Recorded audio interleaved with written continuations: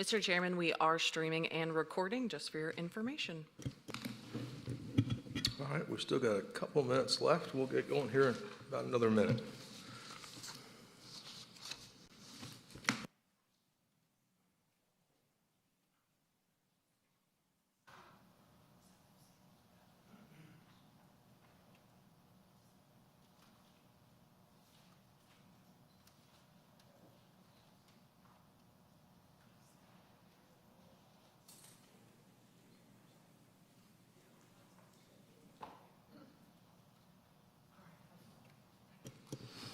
Well, seeing that it's 6:30, we'll go ahead and start the meeting. Just want to thank everyone for joining us tonight for the Planning Commission. Today is September 2nd, 2021. I'm Fergal Brady. I'll be your chairman tonight. Please bear with me. I'm subbing in for Francis, our normal chairman, so just happy to be with you tonight. Thanks everyone for coming out. We really appreciate it. I'm going to go ahead and call this meeting to order. Taking a look at the agenda tonight, we have a couple of announcements before we get going. One is we have a deferral on Z2106 V2117 Kimball 154 that has been deferred by the applicant, and that will be heard on October 7th, 2021. We had another shift in our agenda. If you saw that earlier, we moved the 2021, the Horizon 2040 Alpharetta Comprehensive Plan to the top of the agenda. So that's how we're going to start tonight. Couple of housekeeping items just to, as we get going. We have a full agenda tonight, so please bear with us. It's going to be a long evening. If you want to talk during the public session, for whether you're in favor or opposition, we ask you to please check in. If you jump up to the podium here, please state your name and your address, and please speak clearly into the microphone. The microphone's a little bit low, so those tall guys out there, women out there, just make sure you kind of talk up. We have a virtual audience that we want to appeal to. Make sure they kind of hear everything that's being said. So with that, I'd like to go ahead and seeing a quorum tonight, go ahead and start the meeting. And the first thing on our agenda is the approval of the meeting minutes for August 5th, 2021. Mr. Chairman, I make a motion to approve the minutes from the August 5th, 2021 Planning Commission meeting. Second. We have a motion and a second. All in favor, please raise your right hand. Motion passes. Next one on the agenda tonight will be the public hearing, Horizon 2040, Alpharetta Comprehensive Plan. I think we have Kathy and Michael presenting both of those.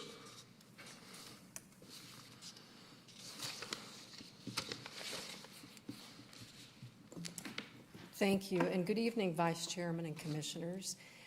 We're excited to be able to present to you the 40 Comprehensive Land Use Plan.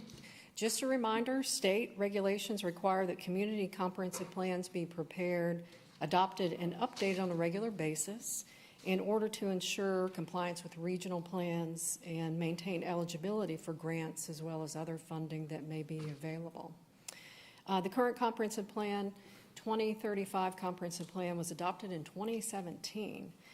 The Horizon 2040 comprehensive plan effort was guided by city staff. You may not remember this, but it was actually March of 2020 when we had put it on the council agenda for $250,000 in order to hire a consulting firm to help us with the comprehensive land use plan. March of 2020 was not a good time to go forward with an update to the comprehensive land use plan. So what we decided to do was to do everything in-house. So the plan that you're going to see and that you have a copy of, that was actually developed in-house, and that was led by Michael Woodman and his team, Lauren Shapiro and Ben Kern. So the three of them really they did most of the work, and we've had a great response from the public. Of course, we went through, if you look at the kind of the schedule and the timeline that we've had, we started out with a pre-survey Survey was really good to be able to get that feedback during COVID because people didn't want to come to the meetings. And we actually had, over this timeline and the different meetings that we've had, we had about 1,200 responses. Now, in a typical comprehensive plan update, some years we've only had about 30 responses. So we feel really good about what we're submitting and talking to you tonight. Of course, as a part of that also, we had a steering committee that guided us to make sure that what we were putting together and what we were hearing from the community was exactly that we were presenting that and preparing that in the manner in which they wanted us to. So as part of that, of course, we did the social media. We had the city website. So people had numerous ways to give us input throughout the process. And I'll go ahead and turn that over to Michael that will go through some of the highlights of the plan.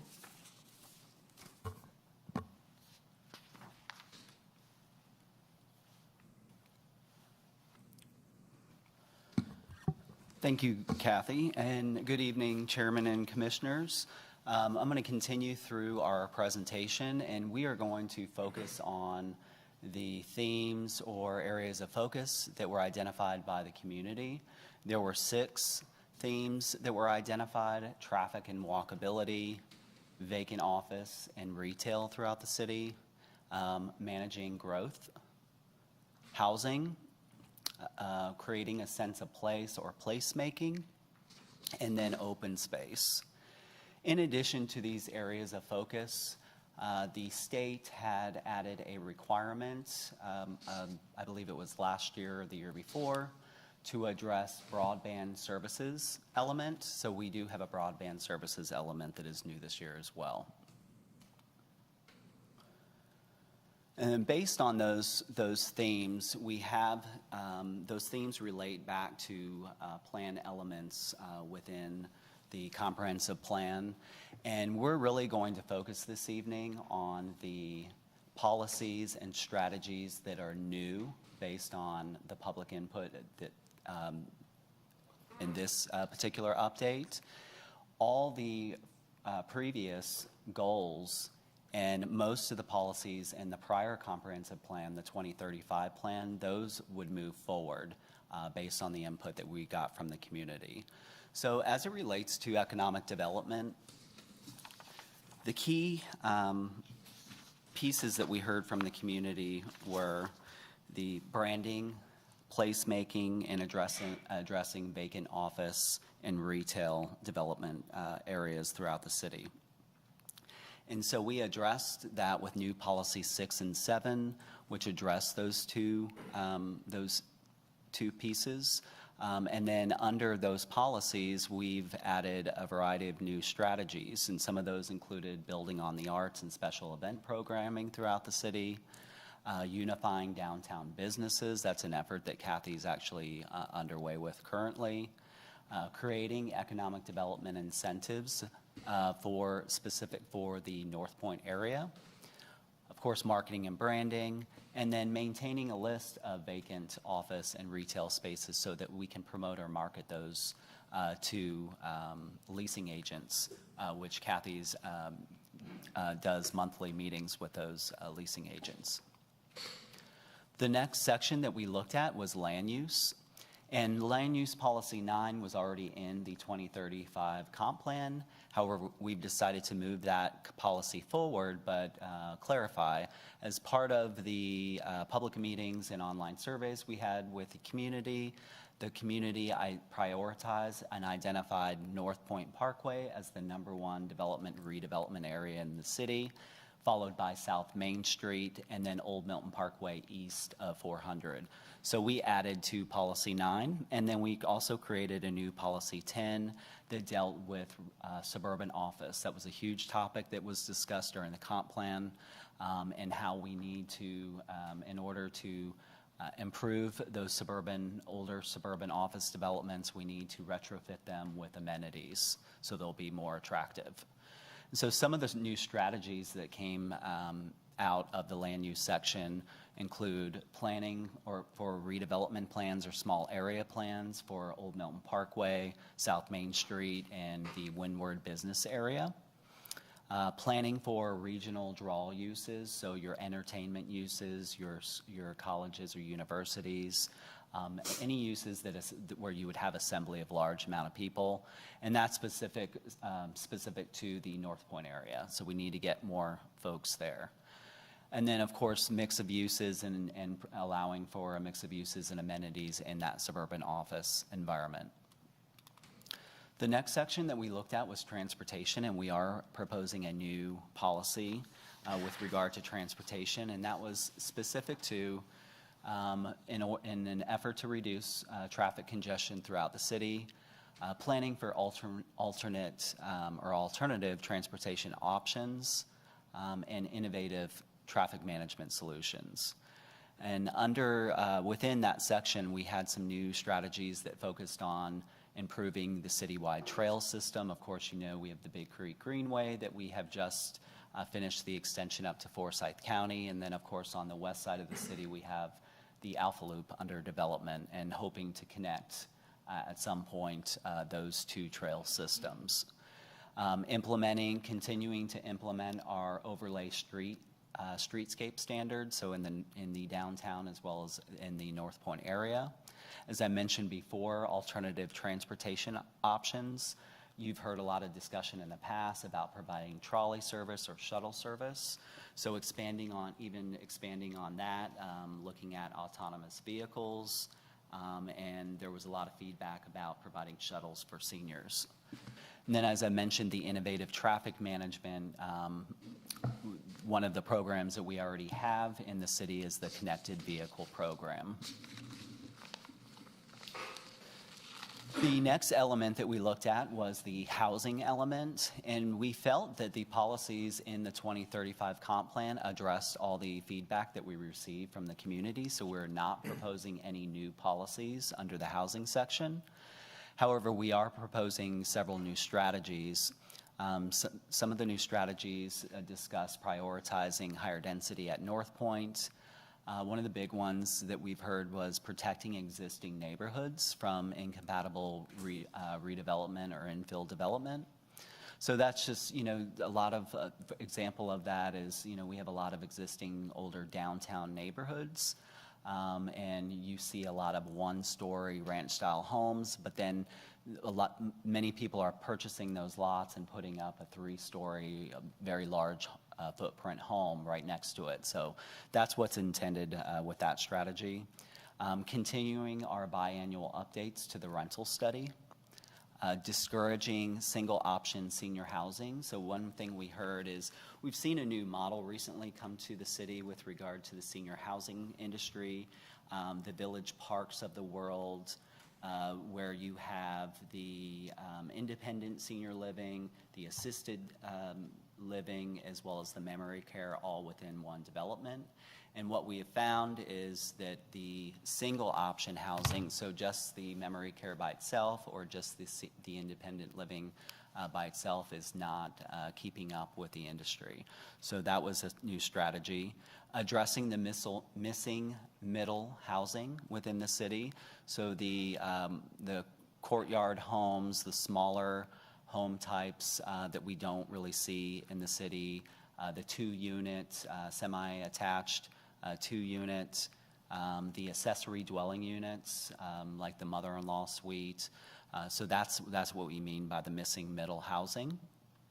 And then, of course, we're going to continue to research housing affordability tools. There are many tools out there that range from subsidies to density bonuses to tax credits for long-term owner-occupied residents in the city. So we always want to just keep up to date with those tools. The next section that we looked at was natural, historic, and cultural resources. We are proposing a new policy here. There was a lot of feedback regarding open space, expanding open space, parks, recreational opportunities throughout the city, natural areas throughout the city. So we have a new policy addressing that. And then also we have several new strategies under this section, including looking at public art, expanding public art, inventorying public art throughout the city, providing a cultural arts venue somewhere within the city, identifying partnerships to enhance the special event programming, and that could be downtown, North Point, or elsewhere within the city. Of course, we already have some incentives for historic preservation, but there was quite a bit of feedback asking that we look at additional incentives. Of course, I mentioned expanding open space, and that means active, passive, as well as natural areas. And then encouraging sustainable and green development. So North Point area is identified as an eco-district. So we want to encourage the green development. The next section we looked at was community services and facilities. And we are proposing 2 new policies here. Walkability was probably one of the top topics that was brought up by the community, so we addressed that, and safety was also a big topic that was addressed. In that section, the new strategies include providing a skate park somewhere in the city, continuing to support the Alpha Loop Foundation, which is trying to raise money from donations. Partnerships with local schools. So we partner with, I believe it's Cambridge High School on the old Rucker farm. So exploring additional partnerships with the local schools. Identifying partnerships so that we can encourage centralized parking facilities. So as the city constructed some structured parking decks in the downtown, we're really looking at not the city just having to do this, but partnering public-private partnerships to do that. And we'll likely run into a lot of that in the North Point area as we continue redevelopment there. Of course, to improve walkability, we're going to need substantial pedestrian improvements throughout the city. And then the last one is applying the principles of good pedestrian safety principles, as well as the crime prevention through environmental design principles. And what that is, it's really looking at when a developer comes into us for site plan approval, looking at that site, making sure that they're not placing landscaping or fences and walls in locations that would allow for someone to hide. So we just want to make sure that we have good site design so that we're not encouraging any kind of crime or anything like that. And then the last element that we looked at this year, and this is a new element, so we have a goal, policy, and some strategies, is to address broadband services. So this requirement from the state is required if the FCC map that was provided to the state shows any areas within your jurisdiction that lack broadband services coverage. We did have one census block within the city that showed a lack of coverage. It was identified as one property. It was a property over near the Ameris Amphitheater, and we did confirm that that property did have access to broadband services. But instead of argue the point, we went ahead and addressed this element in our comp plan. And so we do want to, of course, remove any roadblocks for the expansion of broadband services. As you're probably aware, 5G is being rolled out everywhere. And so we just want to make sure that everyone has access to broadband services regardless of socioeconomic factors. So the other big piece, other than the goals, policies, and strategies in the comprehensive plan, is the future land use map. And you are probably well aware, we reference this quite a bit with these public hearing items that we bring before you, that we always look to the future land use map and the designation of a particular property to determine the most appropriate zoning district for the property. And so there were not a lot of changes, substantial changes to the future land use map for the 2040. We did add our LCI areas are now being shown on our future land use map. And then we did add the development, redevelopment areas that were prioritized by the community. So those 6 areas are called out on this map as well. And so I just wanted to go through a few of the changes. Most of the changes that were done with the future land use map this year are just general cleanup changes. So you probably remember a few years back, we had an initiative where, council had an initiative where they wanted to provide parkland within walking distance of every resident in the city. And so we purchased a lot of parkland. And so we need to show those properties changing from whatever future land use designation they were to park, recreation, and open space designation. So there were a lot of those changes throughout the city. Some of the other general cleanup is future land use changes that have come before this board and council. Those don't get updated as they are approved. They just get updated at the end of the 5-year period. So we made those changes as well. Some of the more substantive changes that we show on the future land use map. This is the Alpha Park neighborhood in the downtown. Back with the 2035 comp plan, we changed this neighborhood from low-density residential to downtown residential density, and basically what that did is it encouraged redevelopment. We heard a lot from the public with this comp plan, the 2040 comp plan, that we need to protect those existing neighborhoods from incompatible development. So we are recommending a change back to the low-density residential for this neighborhood for that reason. One of the other changes that we made was in the North Point area. And so there's been a lot of feedback from the community about allowing for mixed use specific to the North Point area. What we heard from the community is there's maybe a little bit of, I think people are a little bit tired of mixed use, but they thought that it should be targeted to the North Point area.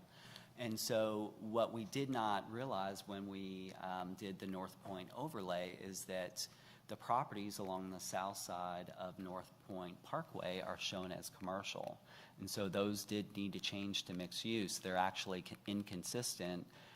Showing commercial would be inconsistent with the North Point overlay that's in the UDC that shows residential priority areas throughout that district. So we needed to change those properties to mixed use. And then the only other change we had in the future land use map was to the HP property at the southeast corner of Windward Parkway and West Side Parkway. And that was identified by the community as a mixed use opportunity. So that was shown in 2035 as corporate office.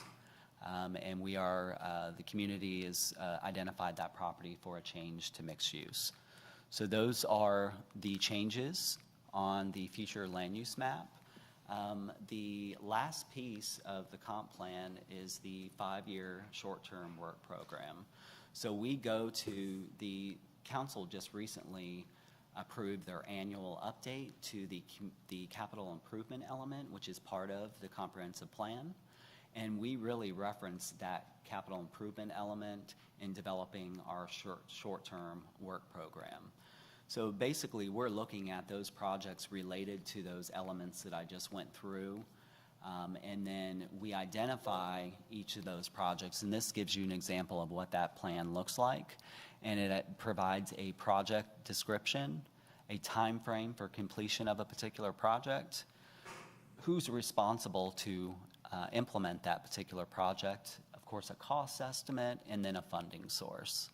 And so that is the final piece of the comprehensive plan, and that concludes the presentation. We are asking for Planning Commission's recommendation of approval to transmit this document to the Department of Community Affairs and the Atlanta Regional Commission. So I'm happy to answer any questions that you might have. Well, I had a couple questions. One of them is, where are we now in terms of, I know we have not had an economic development director for a while. How are we in that search process? Have we found someone, or are we? I will let Kathy respond to that, but we have had an economic development director. It's been Kathy Cook. Congratulations. Yes, actually, since October of last year, I've been in the acting role of Economic Development Director, also with Community Development. And we are in the process of interviewing. We went through the process of getting the applications, and we do have some really good candidates, and they'll start that interview process. And it was, you know, I mean, it worked out well to do that, you know, on a temporary basis, but they did see the need, of course, to get a separate economic development director.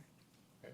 And then we'll continue, as we always have in the past, to work with that new director, because usually it's usually a joint effort anyway when we're talking to businesses. So. Yeah. Okay. And the other question I have for you, Michael, was on the community housing vision. On the strategy 1.1, says encourage development through a public-private venture for the incorporation of housing in downtown Alpharetta. What does that look like when you have private-public for housing? Which, I'm sorry, could you repeat? It's on page 40. Of the actual comprehensive plan document? Yeah, the Okay, document. I have that available as well. I'll go ahead and, we'll go ahead and show that.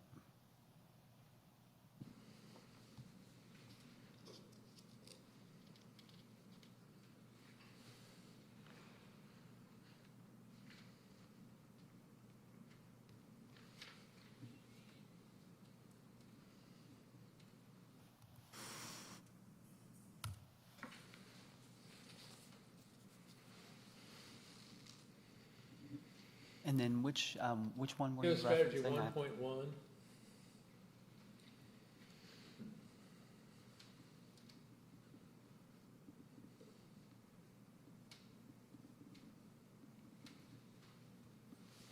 To be honest with you, I'll have to go back and look at that. That would be a carryover from the previous comprehensive plan. I've not really read that, and I'm really not sure what the intent is. Maybe it is the housing strategy 1.1. Oh, I don't have it up on the screen. I apologize. Oops. Why is that not showing up? Hold it up.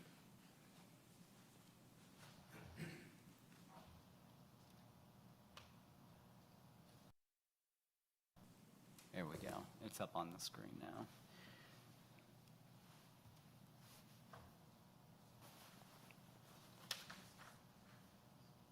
Encourage development through a public-private venture. For Yes. downtown housing. Yeah, I think that, What does that look like? Now, have we done anything like that before, or? You're tapping on affordability on that question.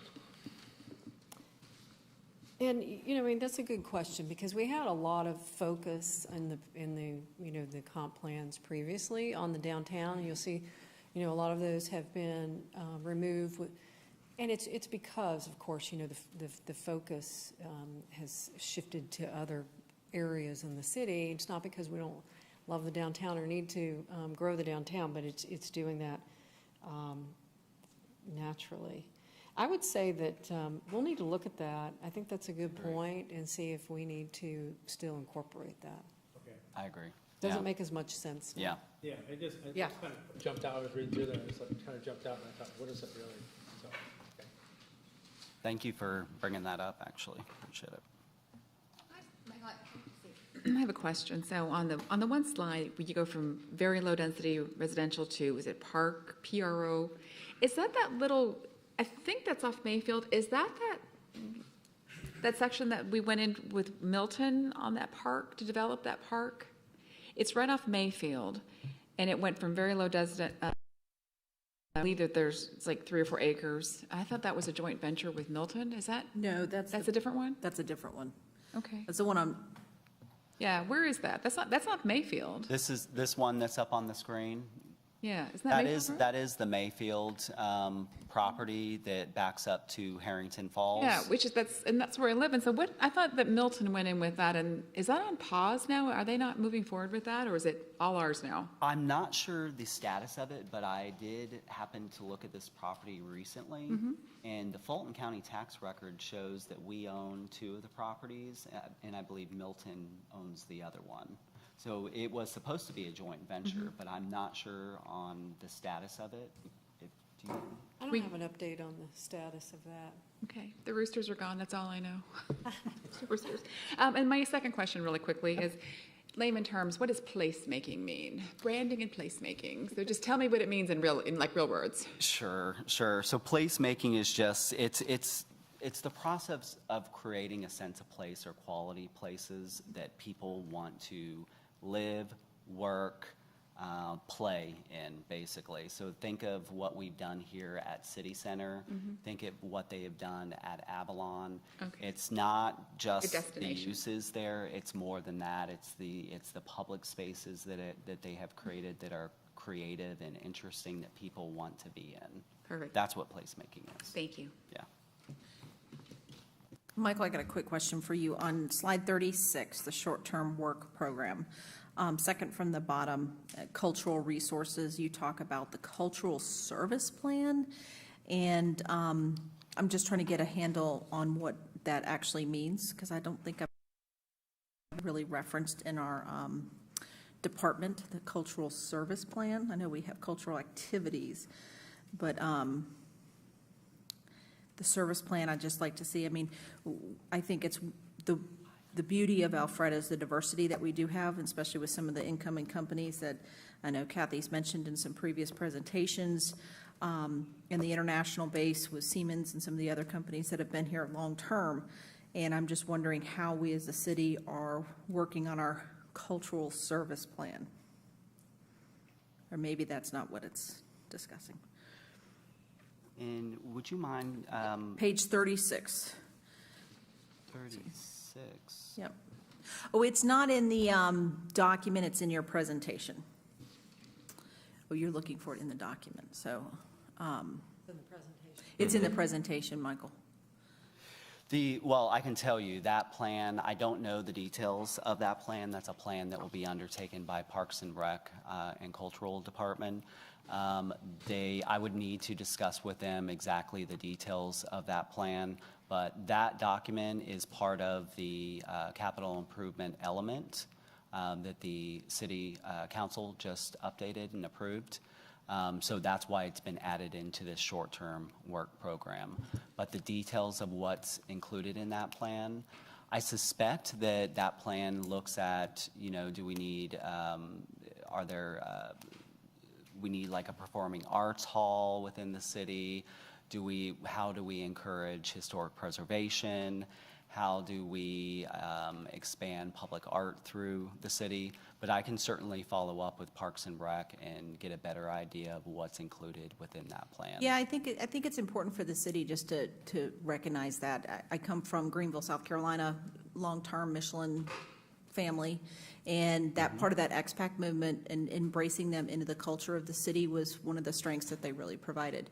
And I think that we, as a city, can get better if we have a program to help embrace that and make sure that we're, creating the best work-live environment for their employees. They'll be more successful in establishing companies here. So Sure. Something to think about. Michael, looks like there's about 5 changes that are being recommended here, from one designation to another. Do you remember the last time this was done with 2017? Is it about the same percent or same number of changes that are being recommended? I don't recall. I was not, when we did the 2035 comp plan, I had just been hired on by the city and I was not very involved in that plan. I believe that plan had a substantial change to the future land use because we had all those new downtown zoning districts in the downtown overlay. So there were all of those changes. There were new actual future land use designations that came out of that process. But with respect to any other changes throughout the city, I'm not aware of how many we made there. I will tell you, I've done other comp plans with other jurisdictions, both on the public side and private side. And this, we really aren't proposing that many changes within the future land use plan based on my past experience. Hey, Michael, on Alpha Park, kind of going from that downtown zoning, right, it's reverting back to the low-density portion. If I remember correctly, there was some other layer of requirements on that area that they couldn't combine multiple ones. It couldn't all go together in one developer coming in and taking half the community, kind of redeveloping it. I remember there was a change in the zoning, then there was an overlay on top of that. Yeah. Does the overlay now get removed as part of this low density, or does that stay in place? No, the overlay would stay. It's the downtown overlay. That does cover the Alpha Park neighborhood. There wouldn't be no change with respect to the downtown overlay. We have many existing neighborhoods within the downtown overlay that are low-density residential. And those areas they were left that way with the downtown master plan update because we wanted to protect those neighborhoods. For whatever reason, we showed this particular neighborhood. It was changed in the last 5-year update to the downtown residential density. And we just really felt, based on the comments and feedback we were getting from the community, that this really should have never been changed in the first place. It should have stayed at that low-density residential. And I'm going to just add one more question, if you don't mind, to the end of that one. I did notice, just because I don't know the answer, I do know in that development there is some parcels of land along the frontage road that are already in construction. So how does that affect it? We converted, I mean, they stay as is, right? As they Yeah, are those today. those properties would be, they can maintain, I believe only one of the properties along DeBoer within that neighborhood was actually subdivided. Okay. But it was subdivided within the zoning of that property, which is R12. All those properties are zoned R12. It was one of the larger lots. Okay. So it's subdivided. It would still be compliant with that low density. Okay, great. Great. Well, thank you for your presentation. Thank you. Does the board have any other questions for staff? Seeing none, going to go ahead and open up the floor for public comment. Does anybody have, anybody that would like to stand forward and make comments in favor of the comprehensive plan for 2040? Seeing none, I'll ask, does anyone in opposition would like to step forward? So seeing none, we'll go ahead and close the public comment portion and go ahead and transition over to the board, open it up for any discussion or a motion. I'd like to make a motion to approve PH-20-07 Horizon 2040 Comprehensive Plan. Second. Great. We have a motion and a second. Any other comments or discussion? Seeing none, we'll go ahead and move for a vote. All in favor, please raise your right hand. So moved. Just for everybody hearing this did move forward. It will be heard by City Council on September 20th, if you'd like to follow that forward. And just before we close this out, I just want to make a couple of comments on this because the steering committee or the comprehensive plan, I think I've been through a few of those, but really want to acknowledge the staff and all the members that how much time and energy goes into these. And if you're involved in them, you really kind of get to see how much thoughtful activity and composition goes into these plans. I know the Planning Commission is part of this. We have community participants, but really want to thank you guys for such a wonderful job. So thank you. So with that, we'll move to our next point, the next item on the agenda, which is MP-21-01V-2104, the Bailey Northwinds, which will be presented by Mr. Woodman.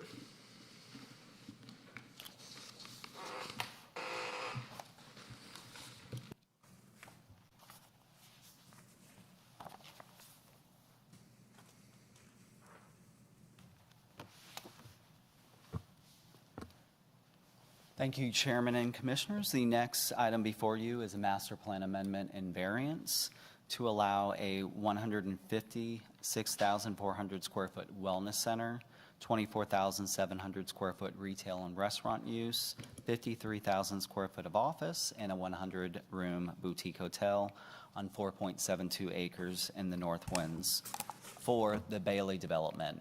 As a planning commission, you probably recall seeing this, the Bailey request before you. I believe it was back in April.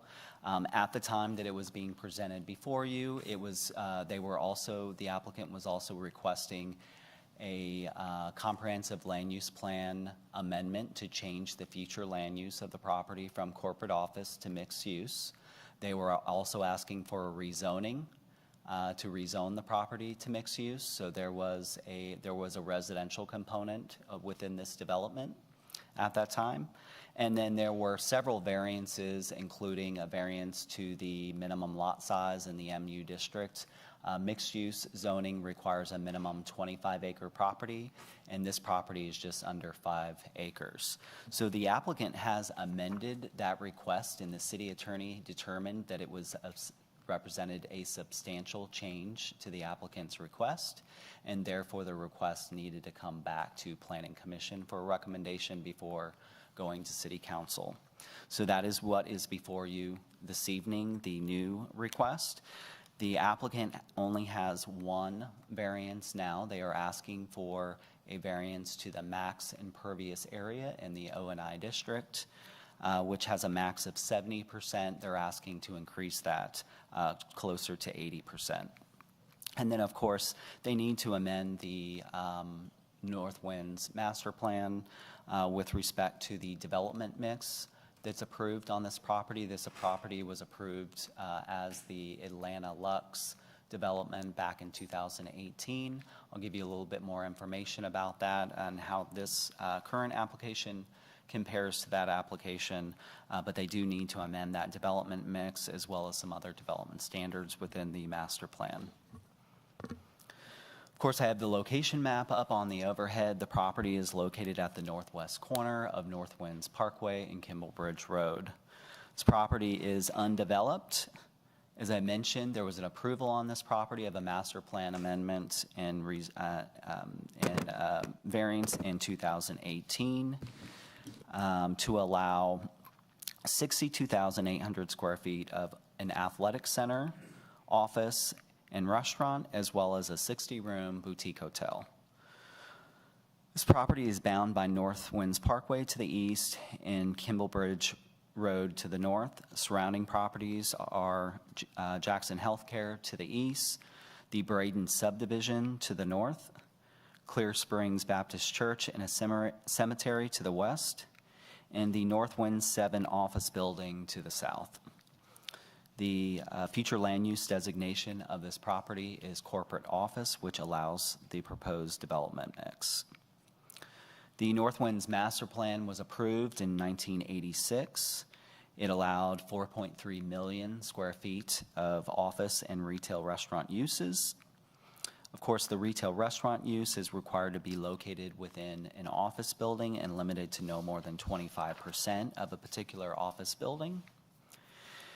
And currently, there is a remaining entitlement within this particular pod of North Winds of approximately 646,000 square feet of office and retail restaurant use and 284 hotel rooms. Staff compared the requests, and I've got some of the tables. These are some of the tables that were in the staff report, and so I just cut those tables and put them on this graphic. Start there at the top. The top table gives you a comparison between the 2018 approval and the applicant's current approval. Then we went on to compare the applicant's proposal to other surrounding non-residential development within in the general vicinity of this property. So some of it's within the North Winds master plan. Some of it is up the street, up Kimball Bridge Road from this site. And one of the developments is a proposed development that you will likely see next month, the Kimball 154 development. And then we also looked at the building heights in the general area, to compare against what the applicant is requesting. And then, of course, I provided the parking table there. With regard to comparison of this proposal to other non-residential developments in the area, we found that the average non-residential density in the area was approximately 23,562 square feet per acre. At the time that the Northwinds Master Plan was approved, they allowed non-residential densities up to 40,000 square feet per acre. And therefore, we are recommending that the applicant's density not exceed that 40,000 square feet per acre. In addition to that, we also believe that the retail restaurant use that's proposed, and this is and I'm specific to the retail restaurant use that is proposed outside the wellness building and the hotel building, and limiting to that area to no more than 25% of the office use, which would reduce the retail restaurant square footage here to 13,250 square feet. As I mentioned, the applicant is also requesting a variance to increase the max impervious area from 70 to 80%. The applicant has stated that the size of the property as well as the topographic challenges on the property contribute to that hardship. And the applicant has indicated that they would have approximately 13,000 square feet of planted landscape area on rooftop terraces. And so our recommendation would be that any of that impervious area over 70% be provided in some kind of green roof or pervious material. We can go back to those tables, but I want to show you the applicant's site plan. Site plan looks very much similar to the site plan you saw in April, just with those residential, the residential uses removed. The site plan depicts 3- and 4-story office over retail buildings along Kimball and Northwinds, as well as a 13-story, 100-room boutique hotel, and then the wellness center sits here. There's below-grade parking underneath all of that, and the newest plan before you this evening shows additional surface parking area here off of Kimball Bridge. The site has access from a driveway on Kimball Bridge Road and then 2 driveways on Northwinds Parkway. Setbacks proposed are 30 feet along Northwinds Parkway and 35 feet along Kimball Bridge Road. As I mentioned, building heights in the area, come back down to this table here. We looked at the building heights in the general vicinity of this property. Northwinds the master plan does allow up to a 20-story building height within the master plan, but again, that master plan was created back in 1986, quite a long time ago. And so we did look at the surrounding area to see what the buildings look like, and the tallest building in the area is an 8-story building over at the Jackson Healthcare. So we believe that the max building height within this development should be no more than 8 stories. The applicant provided a breakdown of their parking. Staff also calculated parking and determined that 981 parking spaces would be required, which does include a 25% shared parking reduction. The applicant's site plan does call out 940 parking spaces, 883 of those in the below-grade parking deck, and another 57 in surface parking spaces. While that represents a deficit of parking compared to what's required, remember, staff is recommending approval subject to some reduction in the overall density. So the actual required parking number will go down if that's the way that if it is approved that way. There's 12.4% of open space proposed on the site, which does meet the minimum 10% required in the office institutional zoning district. In addition, we did note that the applicant site plan does not account for the open space associated with the Alpha Loop, rooftop terraces, and rooftop track.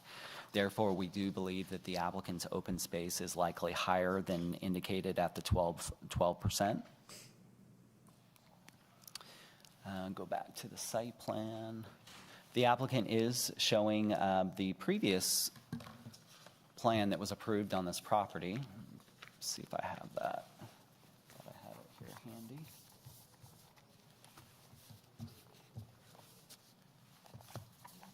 Here it is. This was the previous plan that was approved on this property back in 2018. And on this development, the Alpha Loop actually came into the site and meandered through the site. The proposal for this site plan brings the Alpha Loop along North Winds and brings it up to the intersection with Kimball Bridge.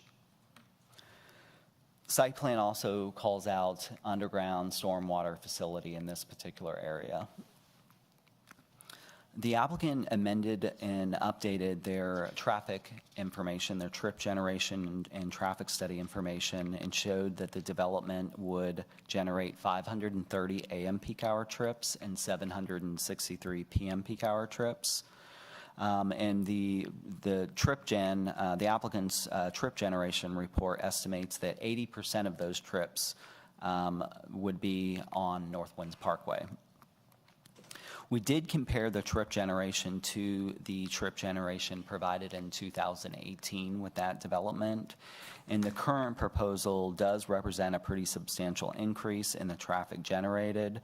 It represents an increase of 208 AM peak hour trips and 438 PM peak hour trips. The applicant did bring this back to the community at the August 11th Community Zoning Information meeting, and there were no public comments on this request. Of course, staff did review the proposal.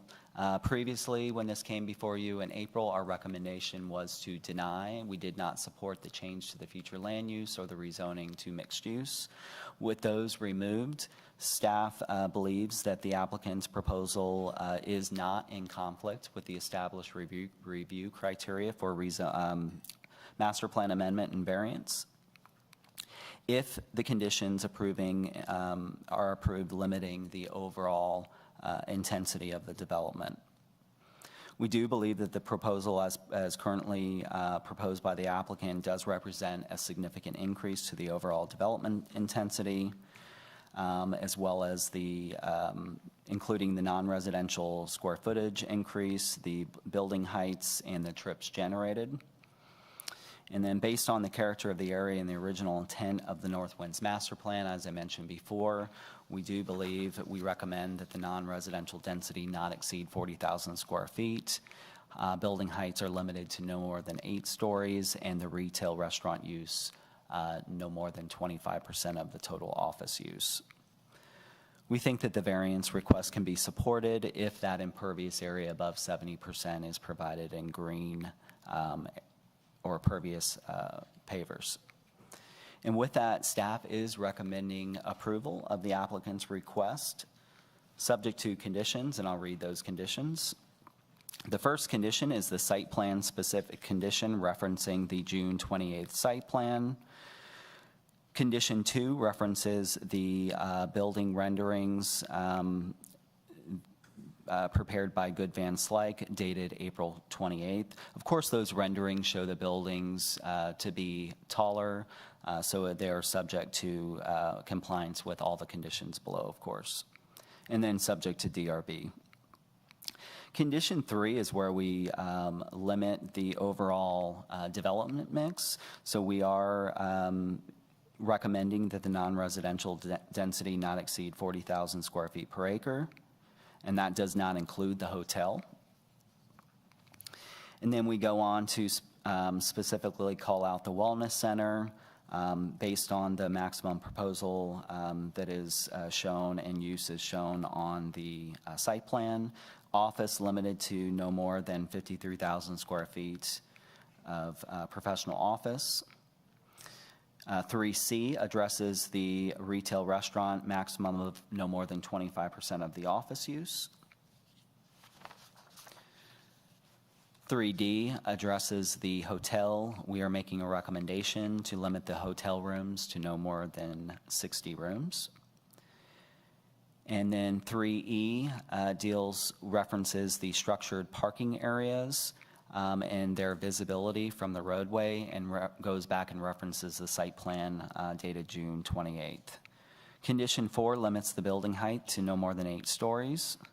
5 addresses the impervious area, so any excess impervious area over 70% to be provided in pervious paving or green roof. 6 requires heavy screening from the public right-of-way of the surface parking area. 7 addresses any retaining walls and requiring architectural treatments or landscaping for those. 8 addresses backside of building or back of house functions, making sure that those are screened from the road. Condition 9 talks about improving the corner of North Winds and Kimball Bridge Road with an open space area to include decorative hardscape and landscape with a water feature, sculpture, or similar focal point feature. Condition 10 talks about how the open space areas should be developed. Condition 11 specifically addresses the row of oak trees along North Winds Parkway and making accommodations to save those. Condition 12 addresses pedestrian lighting along the 2 major roadways. 13, requiring the developer to construct a minimum 6-foot sidewalk and 6-foot planter along Kimball Bridge Road. 14, developer shall dedicate necessary right-of-way to accommodate the required streetscape and future traffic signal equipment. 15, site driveways along Kimball Bridge and North Winds Parkway shall be improved as recommended by the traffic study. So there were some recommendations within that traffic study. Condition 6 deal with the design and construction of road improvements needed to offset the impacts from the development. And those 2 improvements, left turn lane improvements on Kimball and North Winds, are detailed in A and B. 17 just calls out that the development shall comply with the city's parking requirements. We just added that in there because, as I mentioned, there was a deficiency in parking. We believe that that would be resolved if the overall development intensity is reduced. 18 discusses specimen trees, tree groupings, and trees of quality, giving those special consideration to save those within the site. Condition 19 addresses the construction of the Alpha Loop and requirements for permanent easements for public access. 20 addresses fire lanes. 21 discusses the detention facilities, making sure that those are not visible from the public right-of-way. Of course, that's a pretty standard condition that we put in here. As I mentioned earlier, the detention facilities are proposed to be underground. And that concludes the conditions and presentation. If you have any questions, I'm happy to answer those. Thank you, Michael, for your presentation. Does the board have any questions? Yeah, Michael, I have one, and this deals with the building height. And we said that the master plan allows up to 20 stories. And I don't think we have any 20-story buildings around. Do we have some? Okay. No, we don't. But I'm just wondering, have we kind of, or why have we established that 8 stories is something that we like to live with? Is that something that is by convention, or how do we determine that? So we always look at, we always look at surrounding development and seeing what's happening around a proposal. And so we looked at the surrounding development and determined that we had, the Jackson Healthcare site had a 2-story, a 5-story, and 8-story building, and a 3-story building. 2 of the big North Winds office buildings that are near the site and adjacent to the site are 5 and 6 stories. So the max the tallest building in the area is 8 stories, and so that was the basis for our recommendation of no more than 8 stories. Oh, but as far as hotels, like the Hotel Avalon, I think is 13 stories, is that correct? I don't know exactly how tall it is. I think I looked at it on the, online, it looked like that's about what Sounds it was. about close. So I'm thinking of like, as a hotel, perhaps that's something that we should look at as, treat that differently than an office building. That would be, If there were other hotels in this area that were immediately within this area, there are some further closer to Haynes Bridge. Right. But we would have certainly looked at those. We are purely looking at the buildings in the area, and that's why we base that comparison on. okay. And then the other question would be that I think that the topography of that land, it looks like it drops pretty drastically from Kimball Bridge down. And so the hotel, I think, is on the southernmost edge of the property. It So- is. So by having the additional height there, it's actually from the line of sight from Kimball Bridge, it would not appear to be that tall. Sure, certainly the property does drop from Kimball Bridge as you move south. This is these are the renderings that the applicant submitted and are referenced in the condition from April 28th. Of course, these 2 buildings previously had residential in them, and they were taller. I think they were 8, maybe 9 stories, or somewhere close to that. So these would be shorter here. But you're correct that if you look at this as a whole, it does drop down, so they do have the taller building at the lower spot. Right. Sure. Okay. I kind of want to follow up on that as well, because if you have in the code that 20 stories is okay, but nobody's done it, so therefore it's kind of arbitrary. I think we either need to change that, because I think it sends a message that that's what we allow, but because nobody else is doing it, we're not going, somebody's got to do it first. So the reason why we can't do that is because the 20 stories is not in the city's code. It is the Northwind's master plan development regulations. And we cannot, as a city, go back and change those. In what we have found with master planning is we identified a lot of these older master plans that were developed in the 80s and 90s did allow for a much more intense development. If you looked at Alpharetta back in those days, we were probably trying to get all that office here and attract them. So we were a little bit more liberal in the development regulations that were placed in those master plan. Many years have gone by now, and a lot of the regulations in these master plans is no longer appropriate based on the way things have developed. But we cannot change those master plans until such time that someone would bring a request forward on a particular property within that master plan. But correct me if I'm wrong, there's already been a change which is established. There was already a change to the land use prior on this property, correct?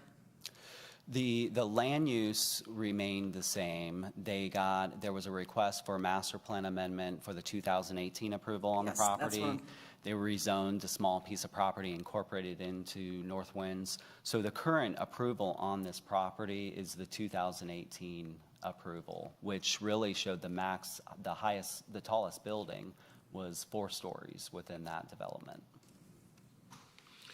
Michael, also, do we have any response from the applicant as far as their response to the conditions?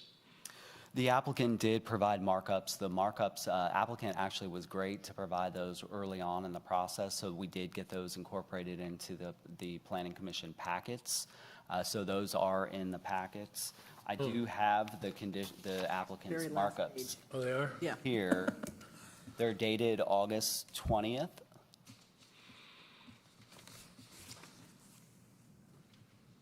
I didn't address the applicant's 47. markups. I was going to allow. Oh, gotcha, let them okay, Discuss those. Yeah, we can Yeah. go back to that. okay.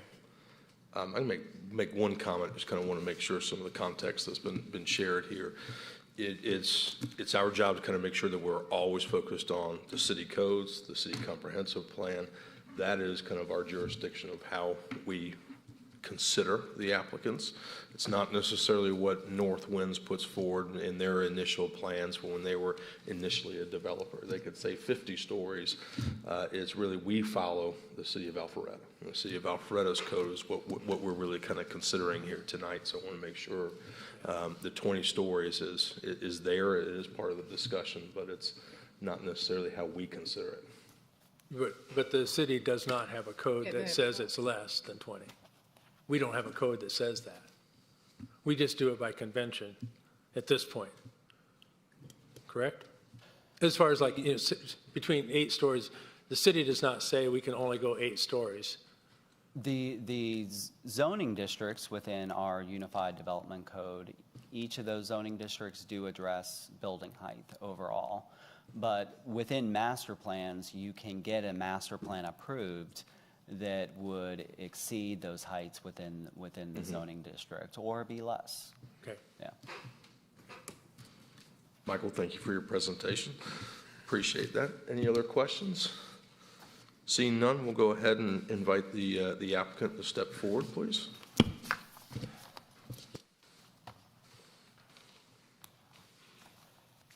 We have a laptop here with a digital presentation. If we can get that up on the screen, it'll take me just a moment to pull this up.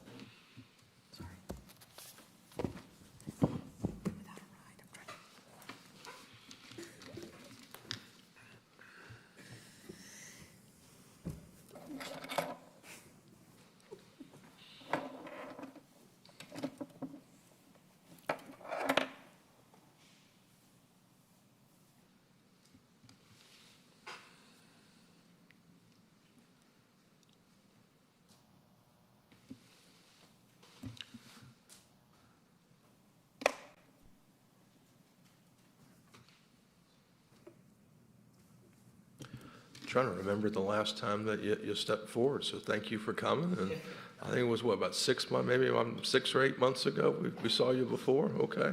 Well, welcome back. It's definitely a pleasure to be here, and I appreciate you guys hearing us out today.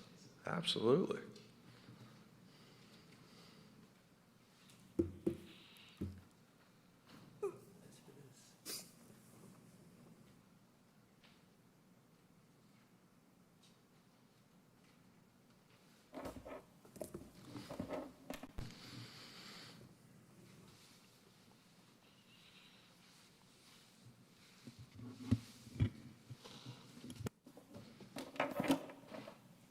And just a quick reminder, if you don't mind stating your name and address when you step up to the microphone.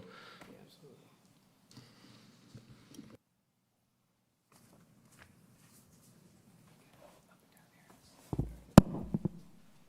Gotta transfer over.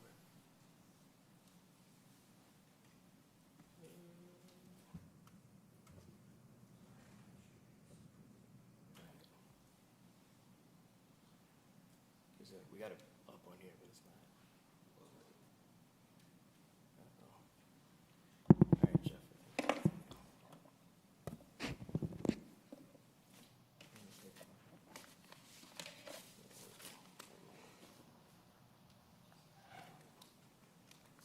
Gotta love technology.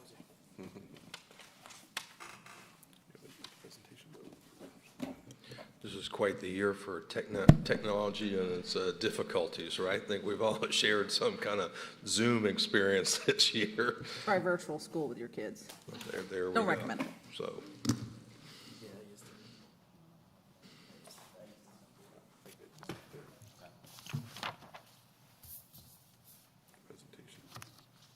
I brought the old school way too, paper, so.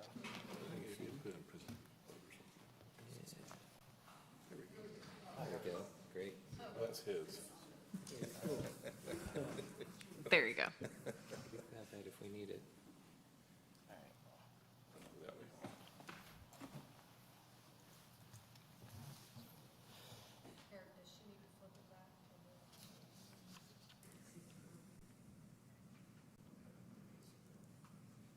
Should we just use the paper copy? Yeah, I use the paper copy. Great. All right, here we go. Again, my name is Brandon Willis. I'm the project developer on the Bailey project that we are proposing on North Winds and Kimball Bridge. I currently reside in Sandy Springs, Georgia, with plans on moving to Alpharetta within the year. I am a longtime Georgia resident, second generation. My father opened up a lot of restaurants here throughout the Atlanta region. I went off and served in the military, came back because I wanted my grassroots to be in Atlanta.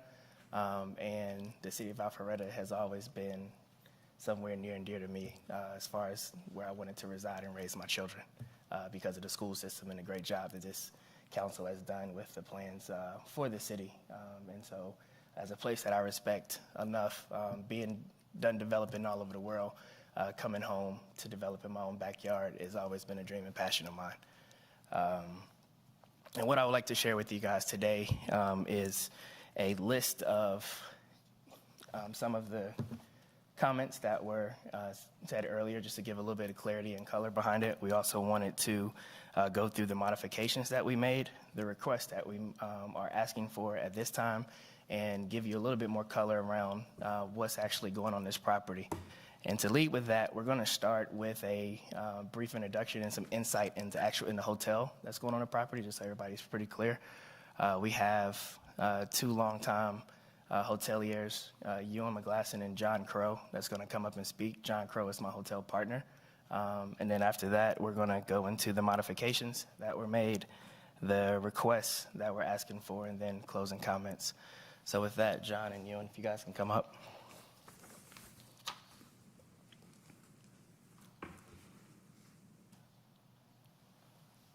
Thank you.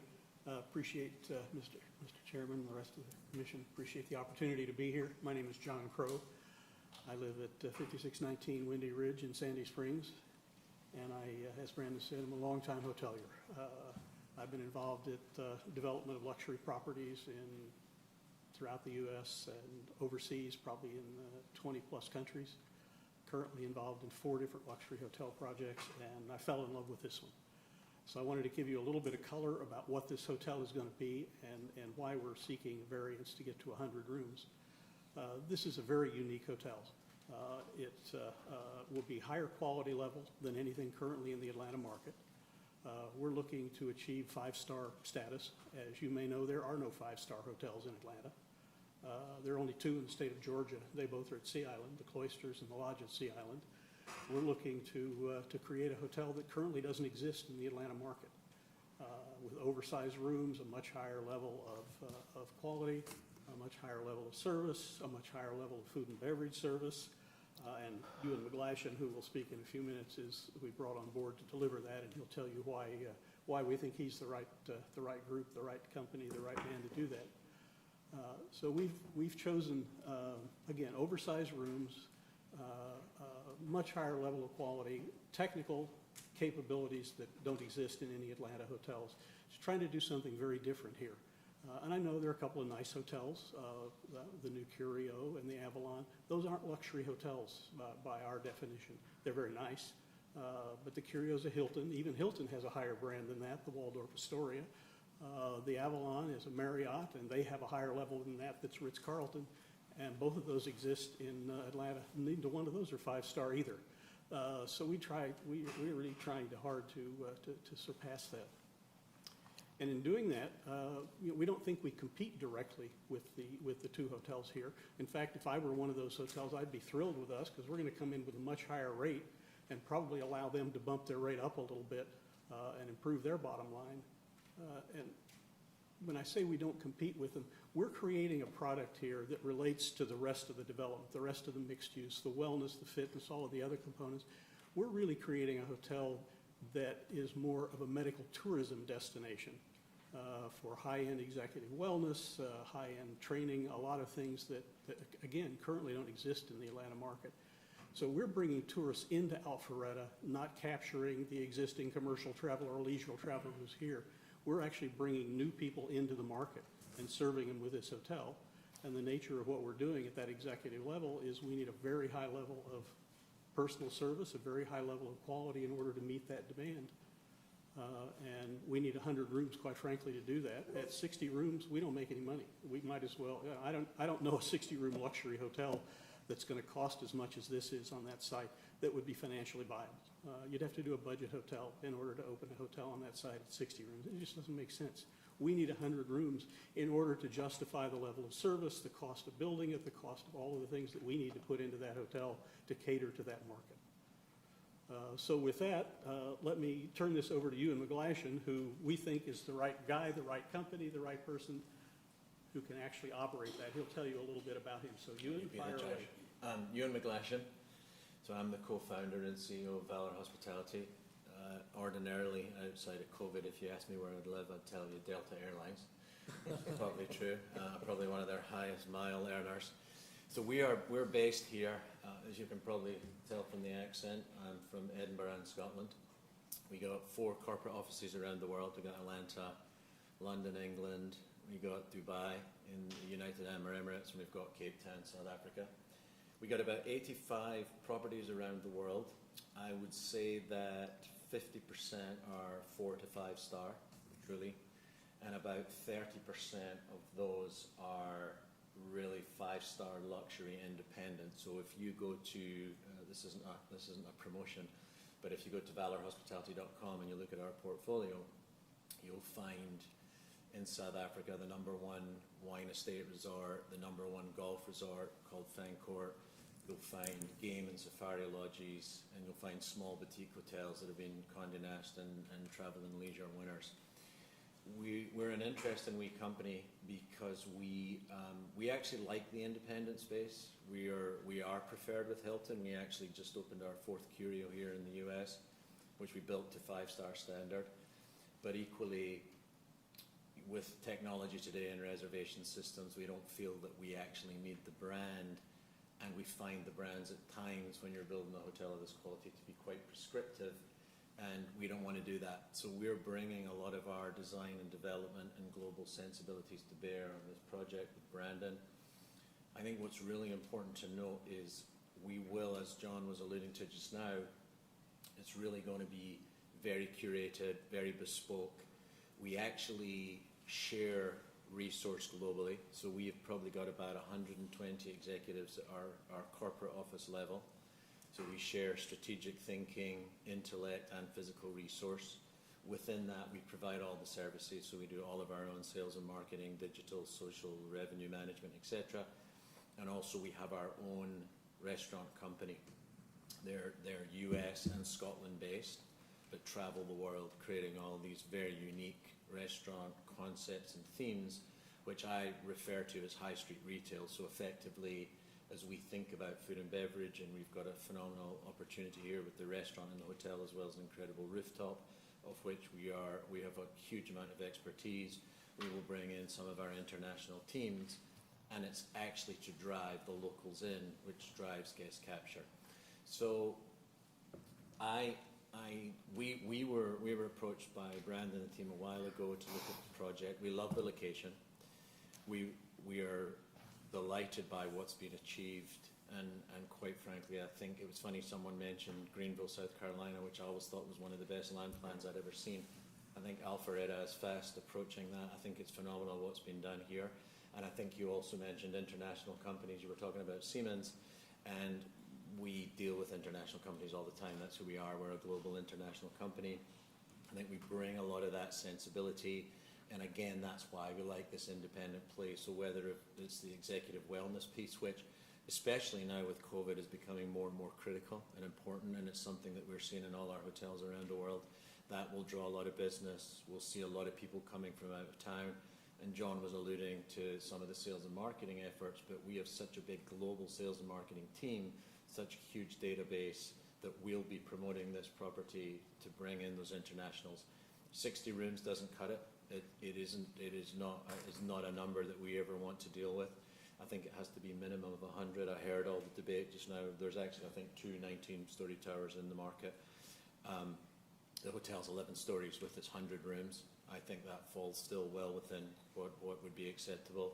I think it's going to be a massive addition to what's already been created here. And I'll leave you with this, which I think is also very, very important. I don't like the term staff, employees, associates. We actually copyrighted our own phrase called totalitarians. And through that, we've actually developed all our own sales and our staff training programs, We have young leadership programs, so even though there is a global crisis and labor shortage in the hotel business around the world right now, we have amazing bench strength, and we, even within our HR, we're now, through COVID and because of COVID as well, we're spending a lot of time growing that staff base personally, professionally, and focused on social and emotional education. So we have a huge opportunity here. I ordinarily would not be up here, but I thought it was really important, while I'm not on Delta Airlines, to come tonight and at least introduce myself and tell you that this property would be an incredible addition to the market, and we're particularly excited about it. So thank you for the time. I appreciate it. Thank you. Thank you. Thank you, Young.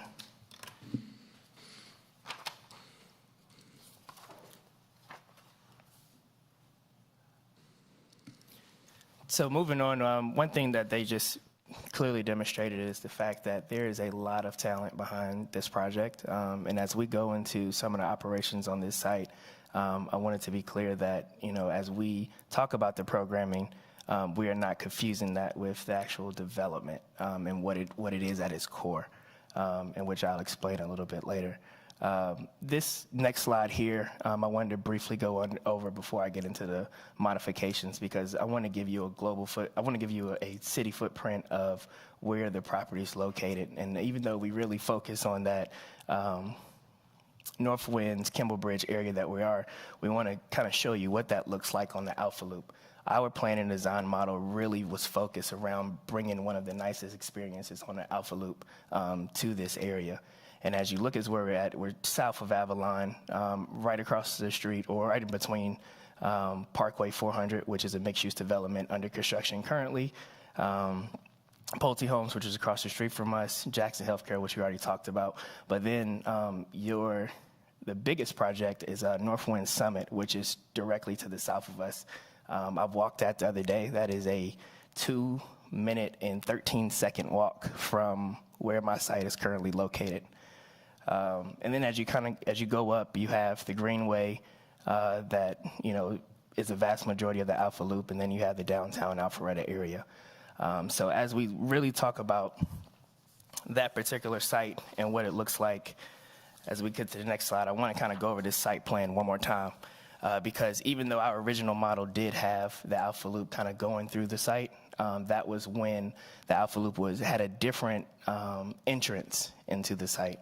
So after we got revised city plans of where the Alpha Loop was currently drawn in 2018, we made some modifications. We brought it up the sidewalk in the front.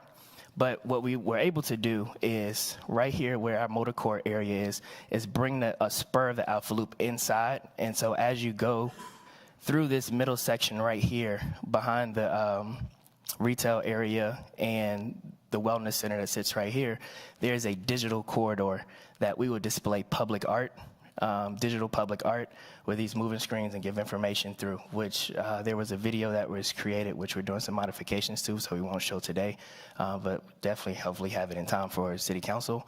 But just to let you know that we still have a intention on bringing those Alpha Loop patrons into the site and giving them a very nice experience, and then exiting through this open plaza area where the courtyard and other fast casual eateries are at, and then continue to go up towards Parkway 400 in Avalon. Some of the newer renderings to just kind of show the new footprint of what this site looks like is this here. So again, there's been a two-story reduction in where the the residential space were, and that's just shown as the office space now. As we get into other modifications of the site, our request to rezone from MU has been taken away, so we're staying OI. Even though we did add 53,000 square feet of office space, there was 100,000 square feet of residential that were taken out of the project.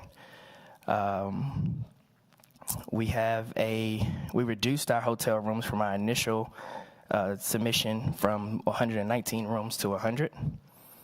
We reduced the hotel story by an additional 2 stories, so bringing it from 13 stories to 11. And just really quickly, I want to hit on stories, because a lot of comparison is done with Jackson Healthcare that's across the street from us. And one thing we have to understand is the amount of stories is different from building height. Stories from a floor-to-floor base, you can have a building that's 150 feet in the air and still be 8 stories. And so we have a depiction of what that actually looks like, because our floor-to-floor height is smaller than what Jackson Medical is. So when you compare the actual building height, our building is 3 feet smaller than Jackson Healthcare. We also had a reduction of impervious area from 85% to 79%. When we was going in front of our original submission, we asked for that variance, and at the time with MU zoning, the highest impervious area you can request is 80, and so we got it under 79 per that request. But now, since we're staying OI, it states in there that it wanted to be 70%. So that's where our only variance comes from. We had a total reduction across the entire site plan of 87,000 square feet. So again, we've really taken in consideration the notes that came from the Planning Commission last time we was here, and working with the city, which they have been very easy and great time working with, and trying to kind of really fit on this site something that works for both parties. The next aspect I want to hit on before my colleague Jeff comes up and kind of talks about our current request and gets a little bit more technical is where is it at? Don't have that slide there. Here we go.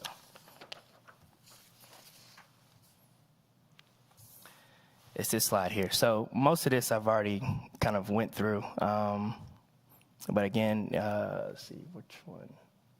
But all this does is just give you a change from our original submission January 4th of this year into being in front of you guys today, September 2nd. So I just wanted a diagram to be able to show that out.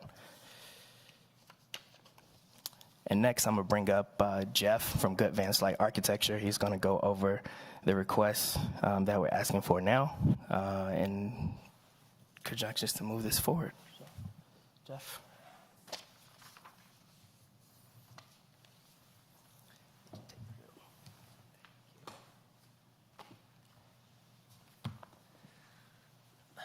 All right, thank you. It's very nice to be here this evening.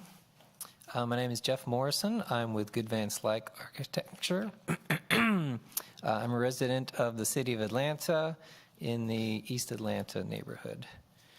And so I will refer back to our modified site plan here, and just want to kind of reiterate the main moves that we had in mind that are driving this site development. One is to get as much of the parking situated below grade as possible, which is a challenge on the site because of the rock, but that's very important to us. One is, has been noted, locating the taller buildings on the lower end of the site to the south. Over here. And then the third approach is to orient the project towards the new Alpha Loop, to really engage the activity of the Alpha Loop and providing small-scale restaurants and retail, as well as open active use plaza space. So I think that the Michael Woodman did a fine job of summarizing the requests that are in our application. One of the things I want to explain a little bit, one of the requests is an amendment regarding the setbacks as they were stipulated previously in the 2018 plan. So we're asking for 30-foot setback on North Winds Parkway and 35 feet on Kimball Bridge Road.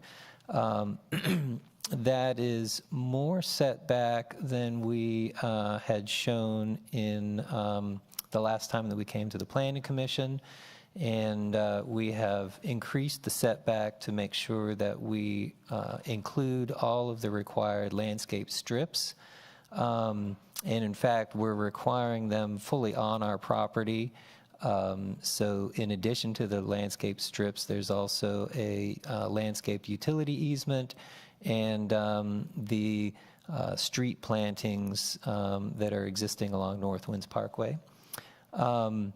But the amendment is the current setbacks are 50 feet, and as I've mentioned, we feel that bringing the buildings closer to the Alpha Loop is an important measure to really activate the uses between the Alpha Loop and the buildings themselves.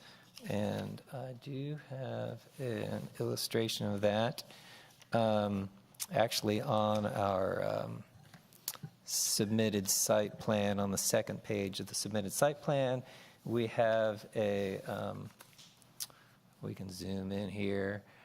We have a detailed section that we've drawn up through the Alpha Loop, the existing street trees along North Winds Parkway, some additional plantings for the landscape strip, and then a zone for furniture and hardscapes, and then the active uses along the buildings. And so we've looked at that pretty carefully, and we feel like the setbacks that we're proposing are going to be pretty effective.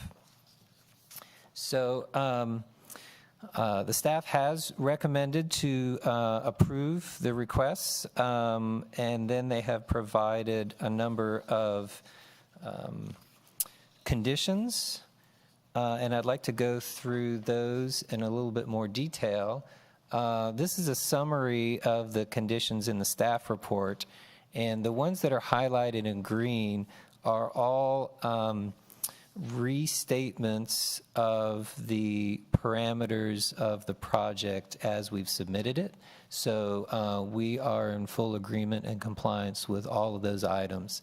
It's just the items that are shown in white here that the staff has made additional comments on. And so the first few of them have to do with allocation of square footage.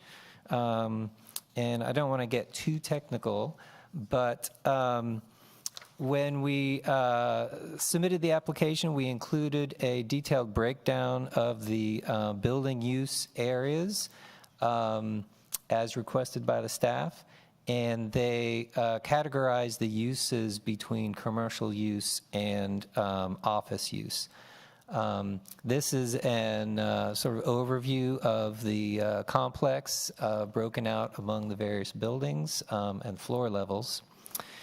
And so staff condition number 3, as Mr. Woodman explained, is to limit the non-residential density to 40,000 square feet per acre, not including the hotel over here.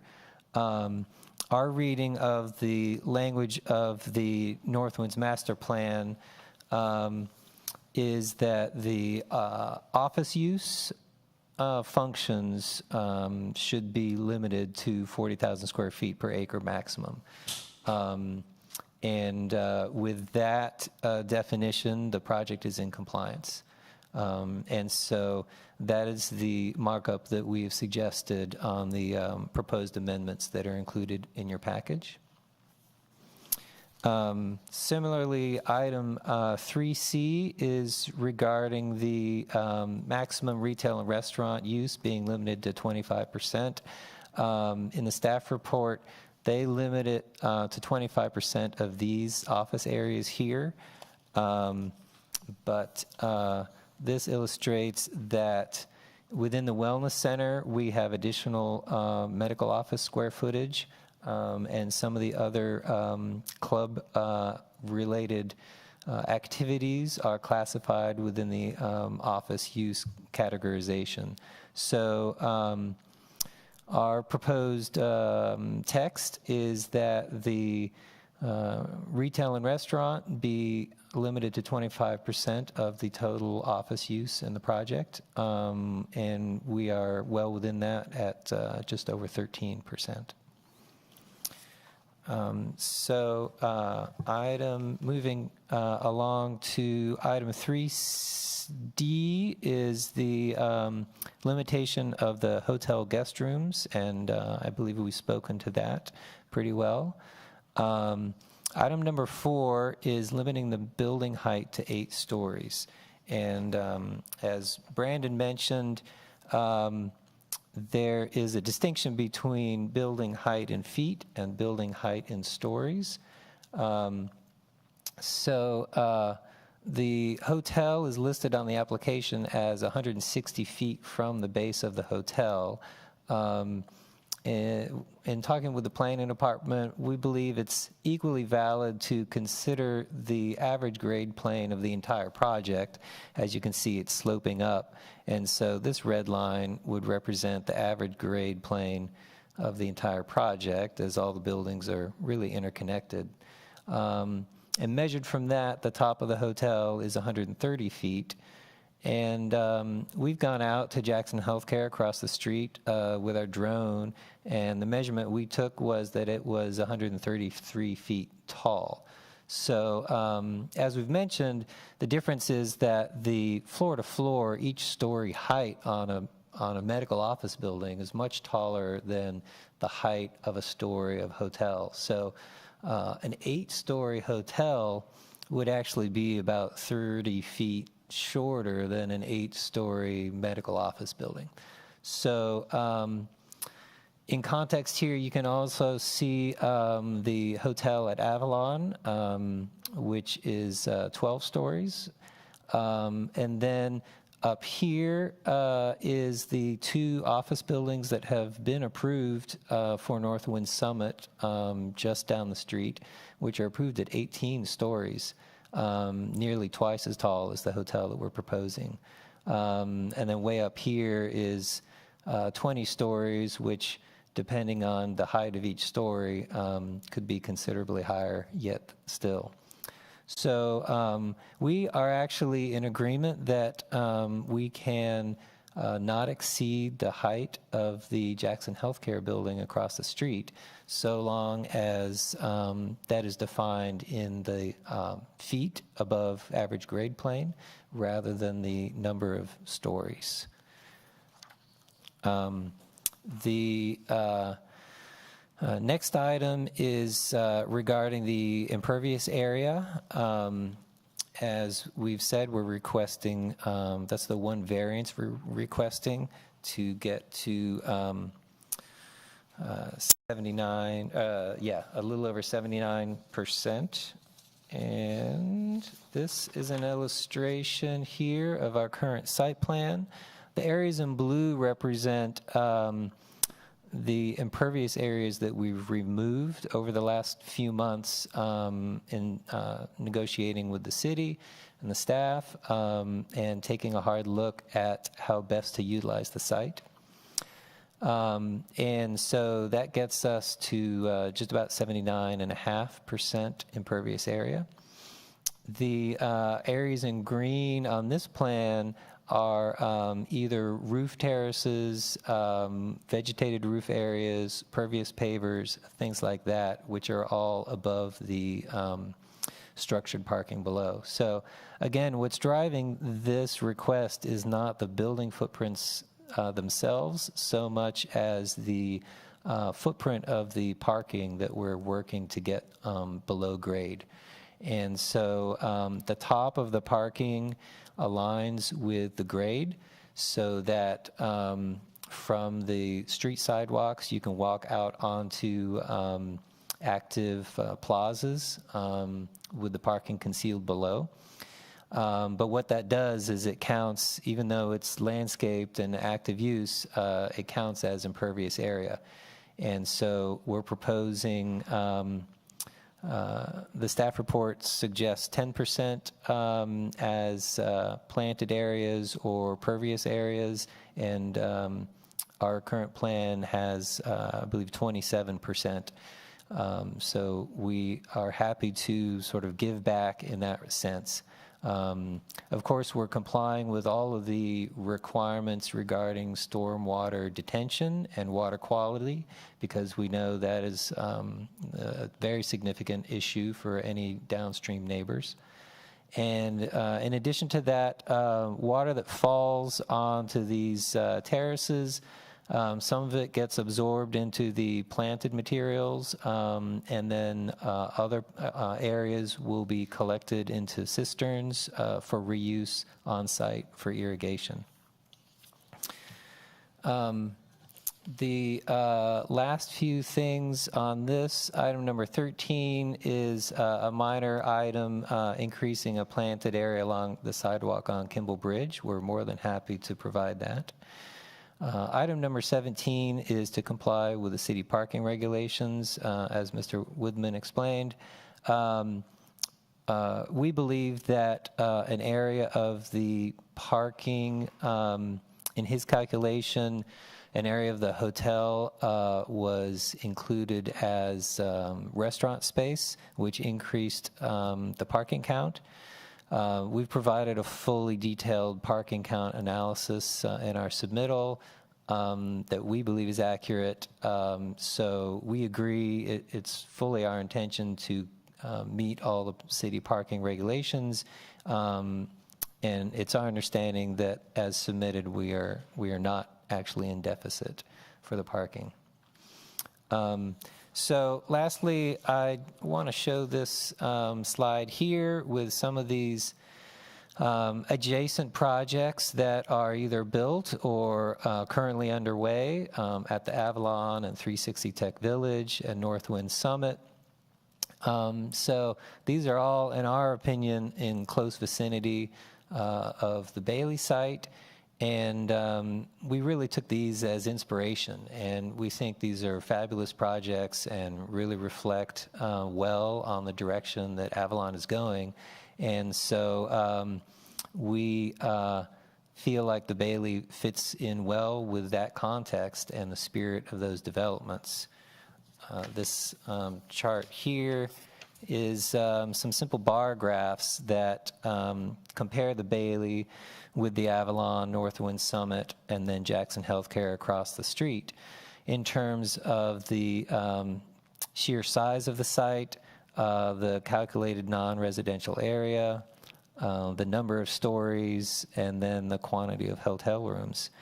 And as you can see, in each case, the Bailey is actually the smallest in those metrics. And so, you know, you can see that we're trying to fit in with the nature and the character of these new projects, and that we're not setting any new precedents in terms of in these areas. So with that, that concludes my points, and I believe Brandon will come back here for a minute.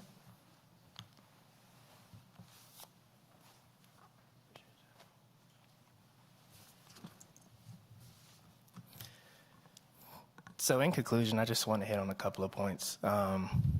You know, as you can see that we've put in a lot of time, energy, and effort over the course of this past year to really bring something special to this market in conjunction with working with the staff. Number two is there's nothing precedent setting about what we are bringing to the market. It all fits with current code, and you know, as we've done a lot of research jumping into the ordinance of Alpharetta and the master plan of North Winds and other sites that are around us, we really took a lot of extra time, energy, and effort to fall within the right categories. And lastly, with somebody who's a Georgia resident that's been world traveled and done development in multiple countries, this is a project that has already received a lot of national attention. Just in July of this year, I was named one of the top developers in the country. There's a top 100 magazine in developers that is out right now. It's a global publication, which this project is mentioned in. We've also been mentioned in the Atlanta Business Chronicle. We've been mentioned in the Chicago Tribune. We've been mentioned in the Tempe National out in Arizona. And, this is also something that is now starting to catch the eyes of multiple countries globally. I just got back from Turkey, where there was a lot of interest in the way we are going to drive medical in this facility, as well as Dubai earlier this year in March. And again, like I stated earlier, I really don't want to confuse the programming of this building with what it actually, with the actual hard development of it, the brick and mortar aspect of it. There is and within the program, and just so everybody knows, there is a very unique approach to medical that is going to be in this facility. In 2014, and I'll give you a brief story. 2014, I lost my dad to cancer. And there was a lot of things that could have been done to prolong his life that wasn't done because of issues within our payer systems and the way we kind of go through primary care. So with that, we have structured and put together a model that is just better for everybody. And we do that within a club membership. And within this facility, there's various doctors to include primary care physicians, orthopedic surgeons, functional medicine physicians, primary care, functional medicine, orthopedic surgery.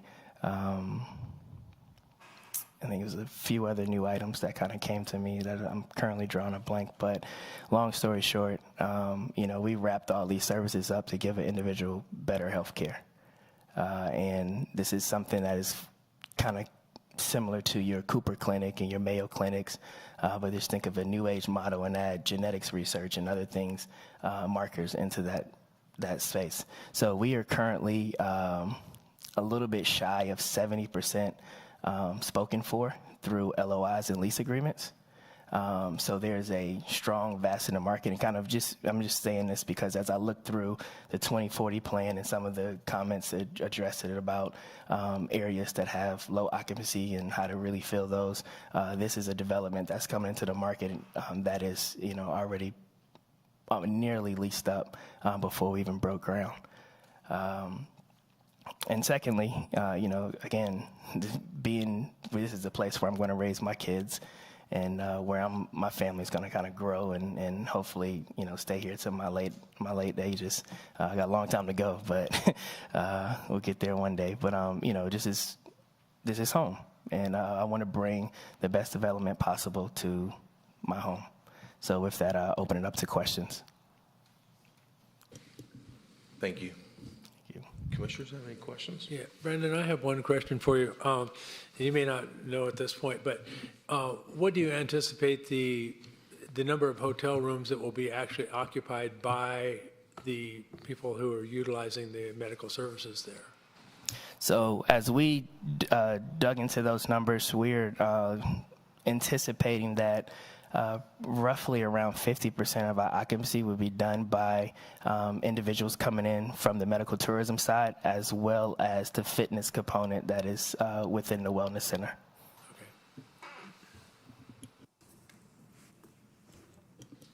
I do have one quick question tagging on to that one. So I know it's not an extended stay hotel in terms of our definition, correct?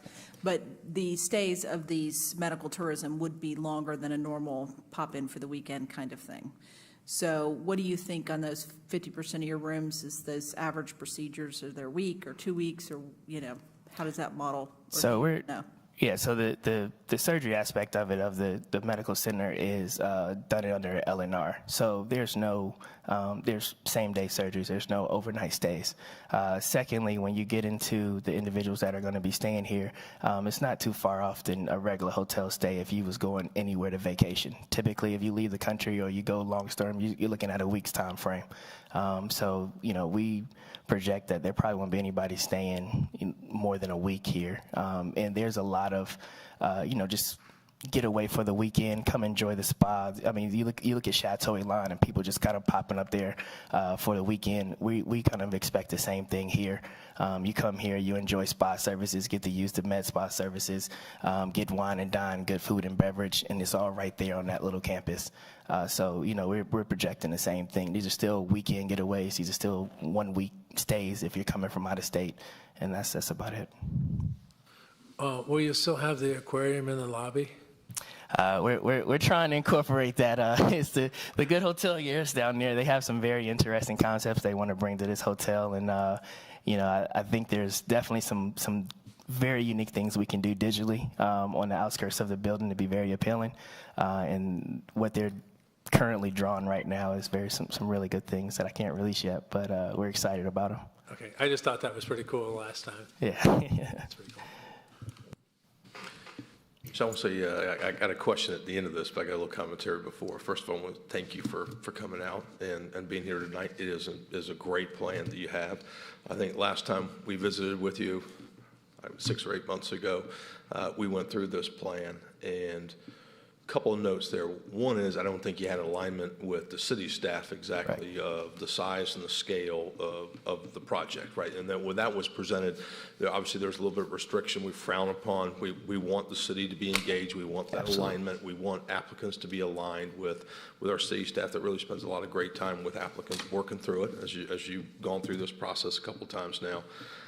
In this, can we look at it, 4.6 acres, it's, as staff has said, a lot of intensity, right? A lot of density kind of on the profile back from 2008 to kind of where we are now. And I think there was a lot of resistance before, kind of the height of the hotel kind of being in there, and it's a little bit different being right on the corridor of Haynes Bridge, where you can access right under 400, being on Avalon, where you can immediately access 400. This is a little bit off, right? The immediate corridor or that gateway to a major highway. So the resistance in there, and looking at some of the comments here, and I apologize for being long-winded on it, is I'm trying to get what's your larger concern, because I've done developments, I've gone through this, right? There's ebbs and flows, there's gives and takes through the whole kind of process. It's a lot of square footage on the lot. Now, I kind of look at your 123,000 square feet that you have for your hotel. You want 10 stories, that breaks down probably like 9,500 for your footprint. Right, so if you take that down to 60 rooms, you got 30 or 73 to 75,000 square foot for your building. I want to make sure as we're looking at the hotel, what is your pain point in that? What would you like to see? Because we start talking about the height of the building or the rooms and the square footage. So rooms and square footage can have more of a horizontal application than the full vertical you're talking about. You can move that, but something else has to give a little square footage for that to happen. So in these, we kind of do limit the rooms, or we limit the height, and there's restrictions in here. What's most important to you? I mean, we're trying to bring a unique product to the market. And, as they kind of mentioned earlier, and even myself, I've stayed in luxury hotels around the world, and there's nothing that's going to compete to what we're bringing to this market. I can say that. And with that, you have to have, we got to get into the financial situation of you got to produce enough revenue to pay that staff, right? That's not a Motel 8 staff that, just checks you in. There's a lot of unique aspects to this hotel that, to make it work financially, we're going to need the room count that we're asking for. We have, from our original submission, we have taken out 20 rooms. And right now that's the max we can go. Now we are on a 5-acre site, which unlike some of the other projects, I'm not gifted enough to have enough area to buy that kind of gets us to 10, 15, 20 acres. It just doesn't exist over there. And I argue to say that any mixed-use development going forth in this area, there's no land like that that even is available. Where you're talking about 10-acre sites, anywhere in this corridor. So with that, the only other way is go up. And so as we look at other developments that were around us, just to kind of hit your point, I totally understand that Northwind Summit is off of Northwinds in Haynes Bridge, but that still doesn't change the fact that it's 1 million square feet of office and 2 18-story towers and another 160-room hotel that, I could literally can walk across the street to, that still falls within a Northwinds master plan, Pod A, and has the same restrictions that I have. And so with that being said, I would say that, we feel that we're well and compliant and have taken mass reductions to, what we're bringing to the market. And anybody walking down that street, anybody, walking with their kids or running across the Alpha Loop is not going to look at the Jackson Healthcare building, look at our building and say, oh man, I see a 3-foot difference. So, yeah. Totally understand. Just wanted to hear your comments on that. Yeah, absolutely.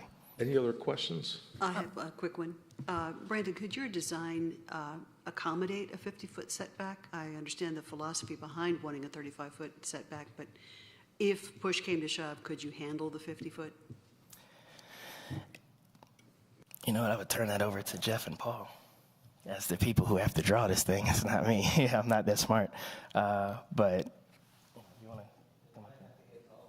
Yeah.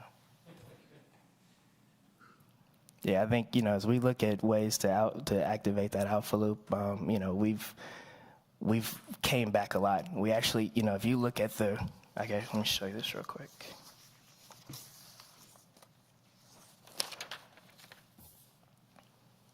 As we look at some of the setbacks on this property, the sidewalk that is currently in existence sits on the outskirt of these trees here. So what we did was we took the alpha loop, brought it 100% on our property, and had the trees on the outside to provide more separation from the street to our site. And, you know, if you go through the alpha loop and you go through the backside that connects Avalon and this mixed-use development here, I mean, those houses are less than 50 feet from the alpha loop. So there's a lot of development that's going up around the alpha loop that is, you know, less than that 50 feet setback. And so, you know, there's obviously a trend to really activate that space, which we want to kind of continue. And just for clarity, for our sake, there was a couple of different numbers thrown around, and I just want to make sure we're clear on what you're requesting. And this may be the architect, sorry, but the 133 was on the slide when you were showing the different building heights, but on your markup, you provided August 20th, you put 135 feet and took out the reference to stories. So you're looking for the footage reference instead of a story reference, is that correct? And is it 135 or 133?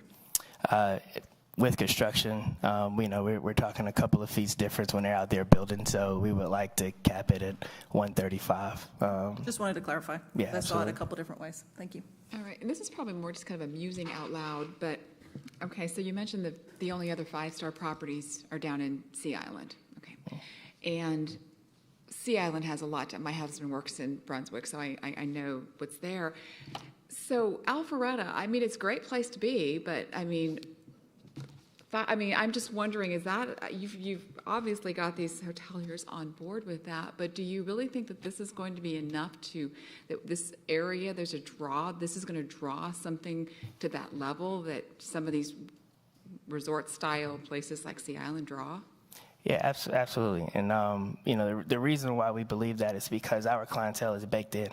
You know, this medical model that we have, where these guys are coming for a few days or a week stay, these are people that are coming from all over the country. These are people that already have various club memberships and, you know, kind of stay in these style hotels. So to really cater to our demographic with the fact that we're already providing areas that they're accustomed to, we're bringing that market in to here. And then there's another aspect of this building that which you guys know, that trains professional athletes. Mm-hmm. So if I have, you know, a guy that's here, you know, training a couple of days during the week before he flies out to, you know, back to his team or wherever he's going, or if he's a club member that doesn't live here, you know, so they'll just work in partnership. You got the five-star hotel and you've got the services, so that partnership is the draw. Okay.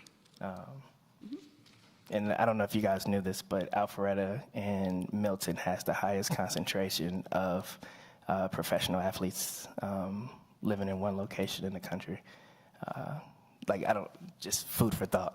So if you kind of go at this, it's a lot of, yeah, exactly. It's a lot of football, NFL, baseball players that are up in this area. We did that in our initial study. You know, we kind of get to that part, so.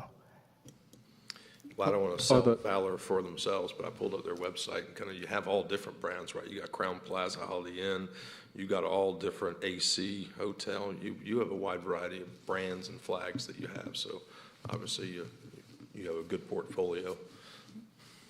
Are the med services, it's all just rehab and spa? There's no actual medical procedures being done there, are there? Yes, it is. There's an orthopedic surgery center in that facility.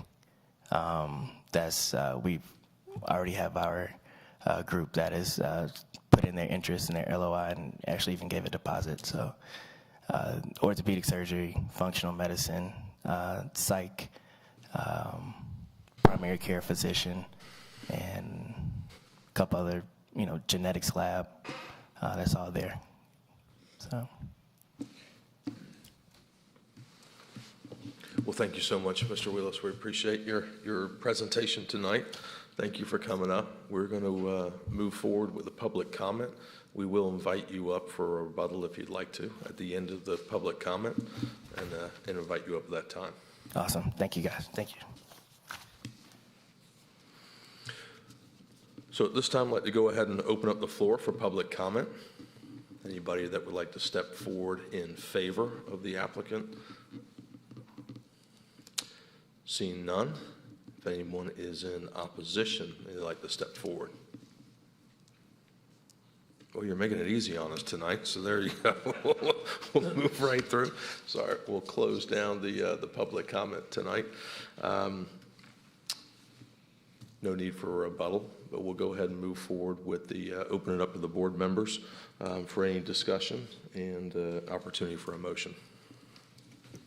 Well, I just really applaud your tenacity. This is the third time, we have heard this presentation, and you've really expressed a willingness to come back and listen to what the staff has said instead of fighting it, working with it, and trying to find that. So I definitely, I know that you're passionate for this, and it shows. And you brought a team together that supports it and really strong in that. And it does add a very unique element to Alpharetta, definitely. So, and there's a long list of conditions that were presented this third round, and you agreed to 90% of them. So I really don't know what else we can ask of you to do. I had a question for staff.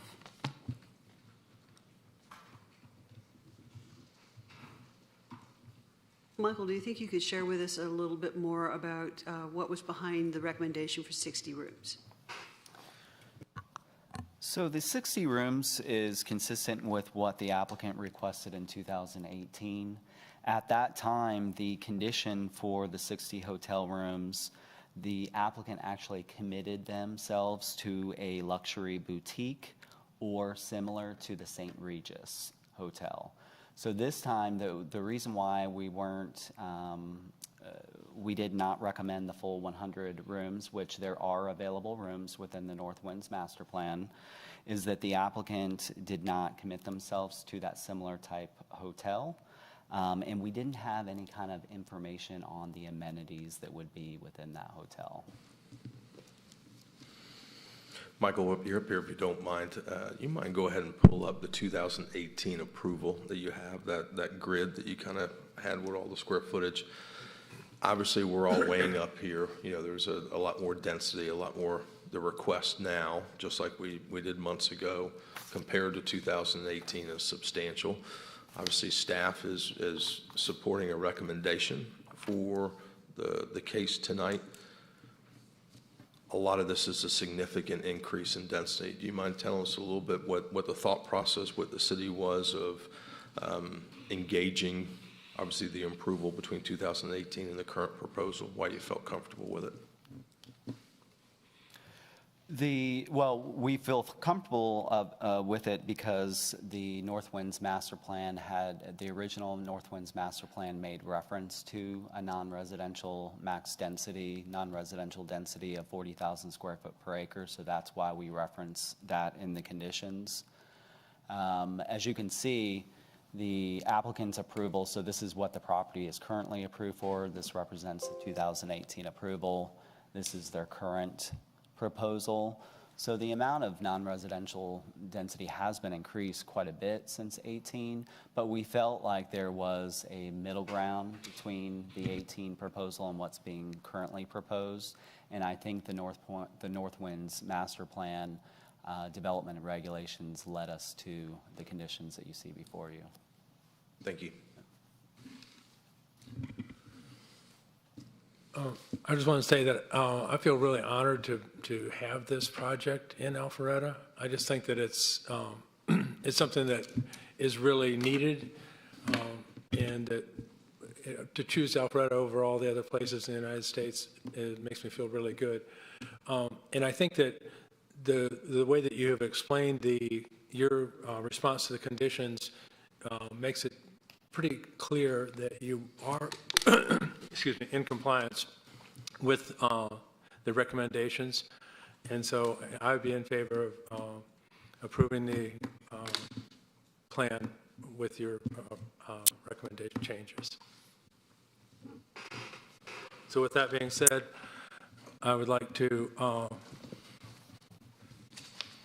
make a motion to approve. And I have to see what it is. MP-21-01/V-21-04, the Baileys and Northwinds, with the conditions as stated by the applicant. Second. We have a motion and a second. Any other discussion? Seeing none, go ahead and move it for a vote. If you're in favor, please raise your right hand. And opposed? Seeing that, the motion passes. And with that, we have a pass of the VP-2101V2104, the Bailey Northwinds. This will move forward to City Council, and that'll be heard on September 20th. Thank you so much to the applicant for your time. We'll go ahead and move forward.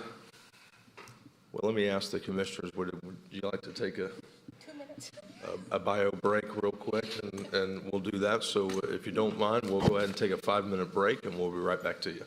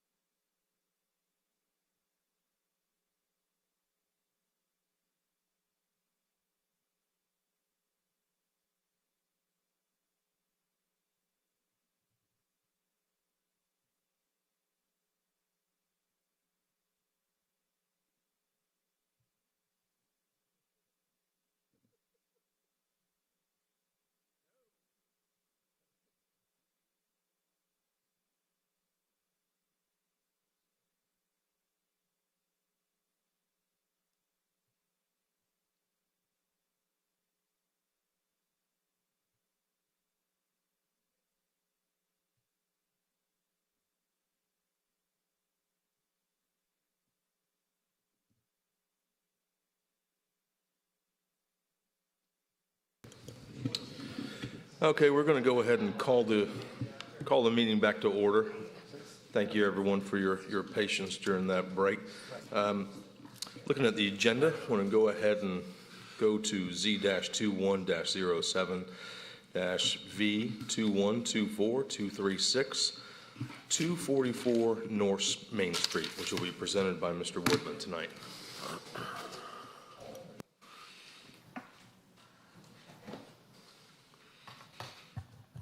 Thank you, Chairman and Commissioners. The next item before you is a rezoning and variance to allow 11 for-sale homes with side courtyards on 1.6 acres in the downtown. A rezoning is requested from O&I, Office Institutional, to Downtown Live Work, DTLW, and a variance is requested to reduce the side setback minimum separation between structures. Have the location map on the overhead. The property is located at 236 and 244 North Main Street, near the northwest corner of North Main Street and Mayfield Road. This property is developed currently with 2 single-family detached homes that have been converted to business use. One is the Thoman Law Firm and the other is the State Farm Insurance. Surrounding properties are Zone R15 to the west, O&I to the north and south, C1 to the east. North Fulton Chiropractic Center is located to the north. 2 unplatted single-family detached lots are located to the east. The Midas Auto Repair is located to the south, and Dogwood Forest is located to the east. Comprehensive land use plan designation of the property is mixed-use live work, and the requested zoning district does comply with that. As I mentioned, the applicant is requesting a variance to reduce the side setback minimum separation between structures. The side setback in the zoning district is 0. However, there's a requirement for a minimum 10 feet between structures. The applicant is asking to reduce that to 6 feet. Have the applicant's site plan. The minimum 6 feet between structures that they're asking for is this area right here. However, if you look at the full side courtyard, you see it widens out. If you take the average distance between structure through here, it comes out to almost 10 feet. It's just a little bit under 10 feet. We have had similar variance requests approved in the downtown, with the most recent being approved at the 1858 subdivision that was approved along Cumming Street. The more detailed site plan from the applicant is here. As you can see, there are 11 detached homes with the side courtyards. The homes fronting along North Main Street are 3 stories, with the homes at the rear being 2 stories. The property has access from North Main Street, and homes have access by way of an alley. The lots range in size from 4,400 square feet to 6,500 square feet, with an average size of 5,250 square feet. The minimum lot size allowed in the zoning district is 2,500 square feet, so they're more than double that. The setback depicted along Main Street is 15 feet. 10 feet is all that is required with the 10-foot landscape strip. However, as you are probably aware, GDOT is installing 12-foot sidewalks along both sides of North Main Street. There are construction easements, temporary and permanent easements out there related to the GDOT work. So they did need to push the homes back a little bit in order to accommodate the landscaping. The downtown code requires 2.5 parking spaces for each home, or 28 spaces. Each home, as proposed here, has 3 spaces within a garage. So this is a 3-car garage with 3 driveways. So each property will have will accommodate up to 6 vehicles for a total of 66 spaces. Site plan shows 22.5% amenity space, of which a minimum 10% is required. One of the largest areas as part of the amenity is the large tree save area that is between the homes and then the single-family detached homes to the west. Stormwater is depicted to be underground and within the alley. This is the applicant's latest rendering. The applicant indicates that the homes would be built in the Greek Revival style, which is an approved architectural style in the downtown. Primary exterior material is called out to be brick, stucco, or siding. Of course, these homes have a gable roof, and you can see that they have a rooftop deck as well as the covered entry. We have sent the elevations to the downtown consultant for review, and he has provided some comments, and this rendering actually is a rendering that the applicant has recently updated, and I have not received final comments from the downtown consultant on this particular rendering, but there were very few comments provided. This item was shown to the public at the August 11th Community Zoning Information Meeting. There were no public comments. And staff has reviewed the proposal and finds that the request does not conflict with the established review criteria. The rezoning request is consistent with the downtown master plan and the future land use designation of the property. And we believe that the variance requests would not be detrimental to the public good. With that, staff is recommending approval subject to conditions. Condition 1 is the site plan specific condition referencing the August 11th site plan prepared by Paradigm. 2 are the architectural conditions. We also do note that all homes should have four-sided architecture materials and details. And then because the applicant was calling out options for the exterior material, we did say that the homes fronting North Main Street should be brick. Condition 3 allows for the side setback separation between structures of no less than 6 feet and references the site plan. Condition 4 references front yards defined by a decorative courtyard for the homes along North Main Street. Condition 5 details the landscaping requirements within the landscape strip along North Main Street. 6 requires a decorative paver apron at the project entrance, landscaping and a low wall.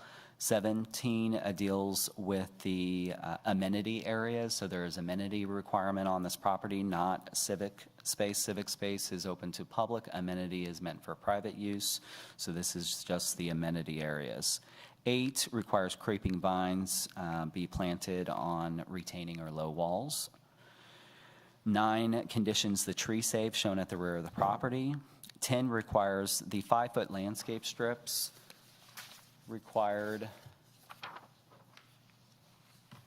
along the north and south property lines. That requirement in the code just requires trees every 50 feet. We just want to specify here that those should be evergreens to provide some screening between developments.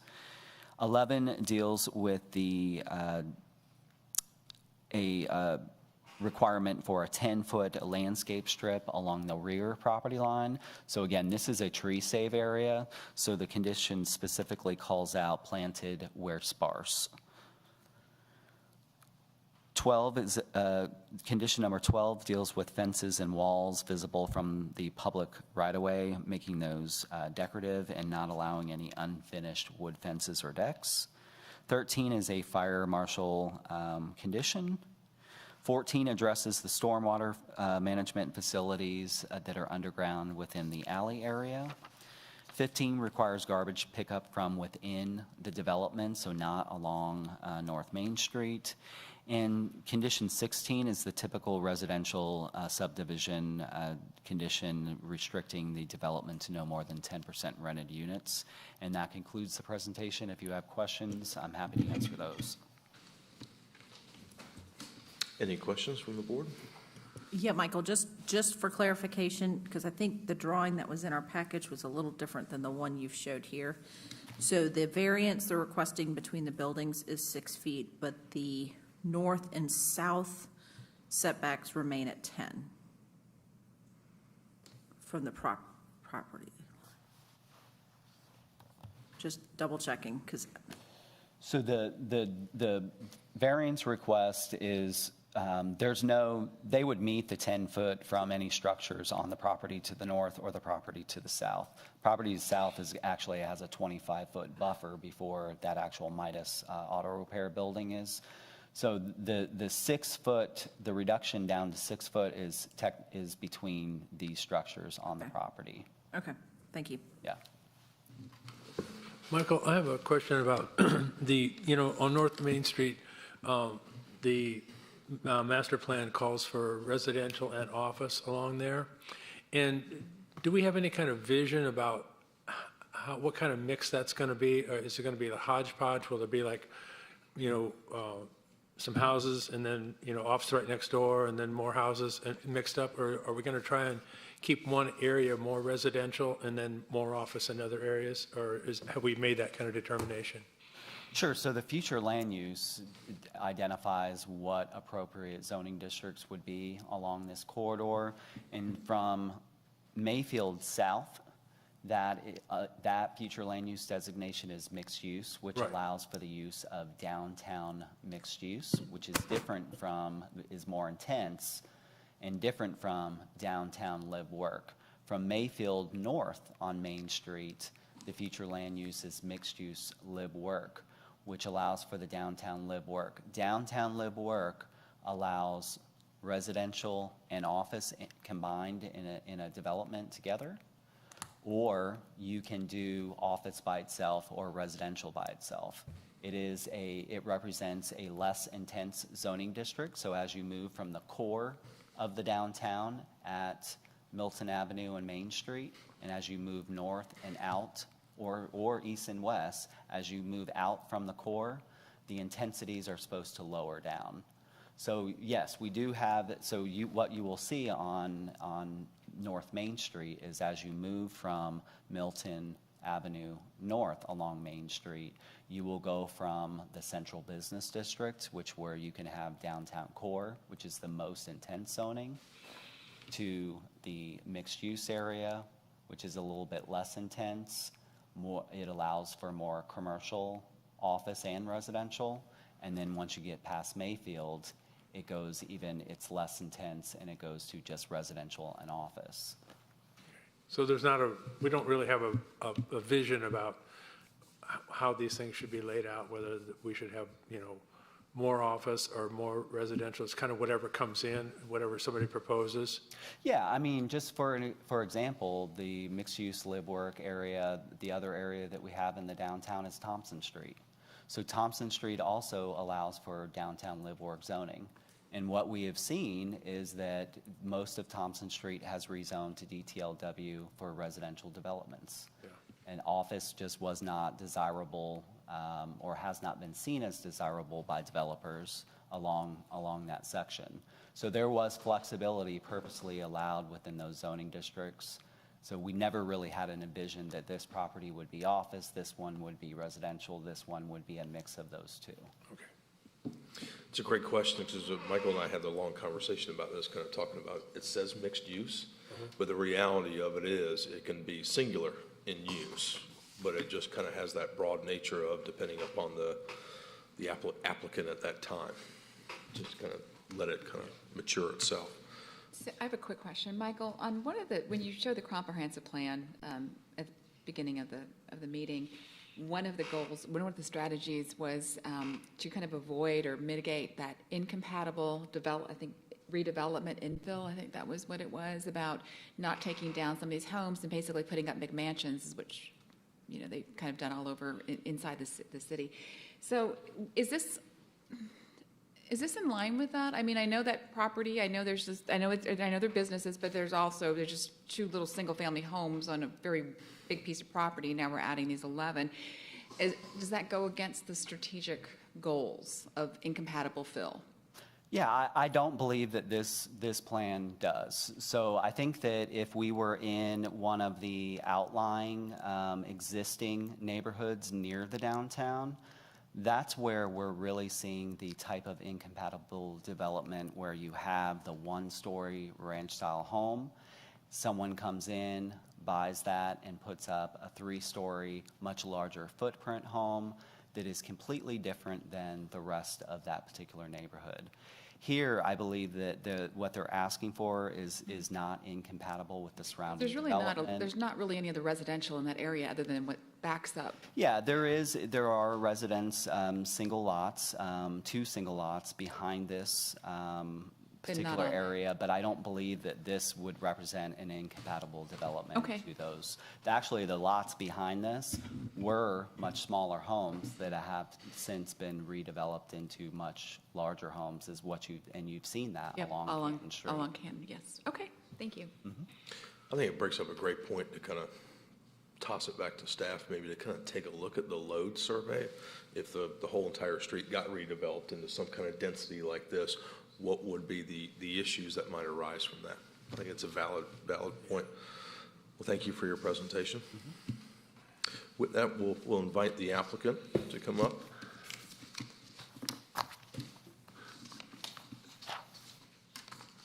Thank you, Acting Chairman Brady, members of the Planning Commission. I'm Don Rollader. My business address is 200 Foothills Parkway, Marble Hill, Georgia, which this weekend is very interesting because it is the home of Jeep Fest. And there are thousands of Jeeps already all over Highway 53 in Marble Hill, Georgia. It's the damnedest celebration I've ever seen in my life. It's fascinating to go from the city here to the country when this used to be the country. I'll hush in a second, but when I was a little boy, my grandparents were from Hopewell. And they would take me from Buckhead to Hopewell in June to have dinner on the grounds at Hopewell Baptist Church. And from the time you left the intersection of Peachtree Road and Roswell Road until you arrived at Hopewell, it was 2 lanes. I look at what's happened here and I just go, holy cow, how fantastic. Bates & Woods grocery store was the only thing worth stopping to buy anything at once you got north of Roswell, and there wasn't much in Roswell besides the Green Hornet. So I'm happy to be here tonight on behalf of the developer to present this to you. I have Brooks Hall with me, who's the architect, Archetype Design, and Barry Dunlop of Paradigm Engineering, who did our land planning. The proposal is very simple. It's to take 1.61 acres, which is a State Farm office and a chiropractic office. They're each 1,100 square feet, and to convert it to DTLW to construct 11 detached single-family homes.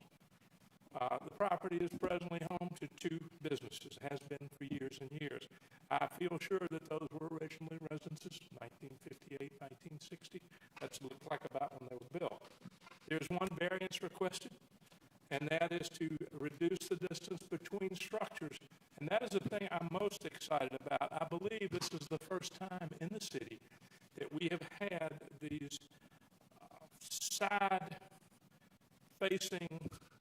corridors that are so fantastic. The look fascinates me, and they each have a water feature in them, a little pool or a little soaking pool or a little hot tub. And then when you add to that the view from the 3rd floor rooftop open area, I can't wait to see it built. I can't wait to see the reaction in this city. This city is famous for taking the first step, for stepping out, for doing things that nobody else knows how to do or is willing to do, and to make it work. So therefore, that's why we're here. There's a staff recommendation of approval for the request and for the variance. The application is consistent with the future land use designation. To date, there has been no public comment on this application. Like I say, it's 1.61 acres. It slopes down from the back to the street. To answer your question about housing, 2 of the houses right behind it were where small homes were knocked down. And our realtor's uncle and sister live in those magnificent 3-story homes that are built there. They're part of the Burgess family, and they redeveloped those properties. They butt smack up to the back of this, and I asked our realtor, I said, you sure you're not getting hot water with your family? Oh, no, this is going to be nice. So it's all right with me. I'm also fascinated every time I drive down Canton Street. It seems like every time there's a new home there, a new wonderful home, or there's 2 or 3, or they went back in there and they built 5 or 6. So yes, it backs up to brand new housing, brand new 2, 3, 4 years old, and that's part of what surrounds it. Otherwise, it's got an auto repair facility to the south. It's got offices to the north. It's got across the street a senior care facility, pretty good size one. And then behind it are the single-family homes I just mentioned. We've developed a tree save area in the rear to buffer and benefit the owners of those very nice homes on Canton Street. That's where we decided to do a decent area. It lends itself to it, and it's right at the peak of our property. It works out well. I talked about the unique home design that we're bringing forth. The side courtyards, it's attractive as it can be. The total amenity space, courtyards, is 8,140 square feet, which is in excess of the 7,021 square feet that's required by code, so we're in compliance. The density at 6.83 is in line with other downtown live-work developments stated in your staff report. The project will be served by one private drive with internal access to the homes. There won't be a conflagration of driveways poking out into North Main Street. The fascinating thing, part of the DOT negotiations, there's a 12-foot sidewalk will go in front of this development, part of the design for North Main Street in Alpharetta. I think it's very exciting.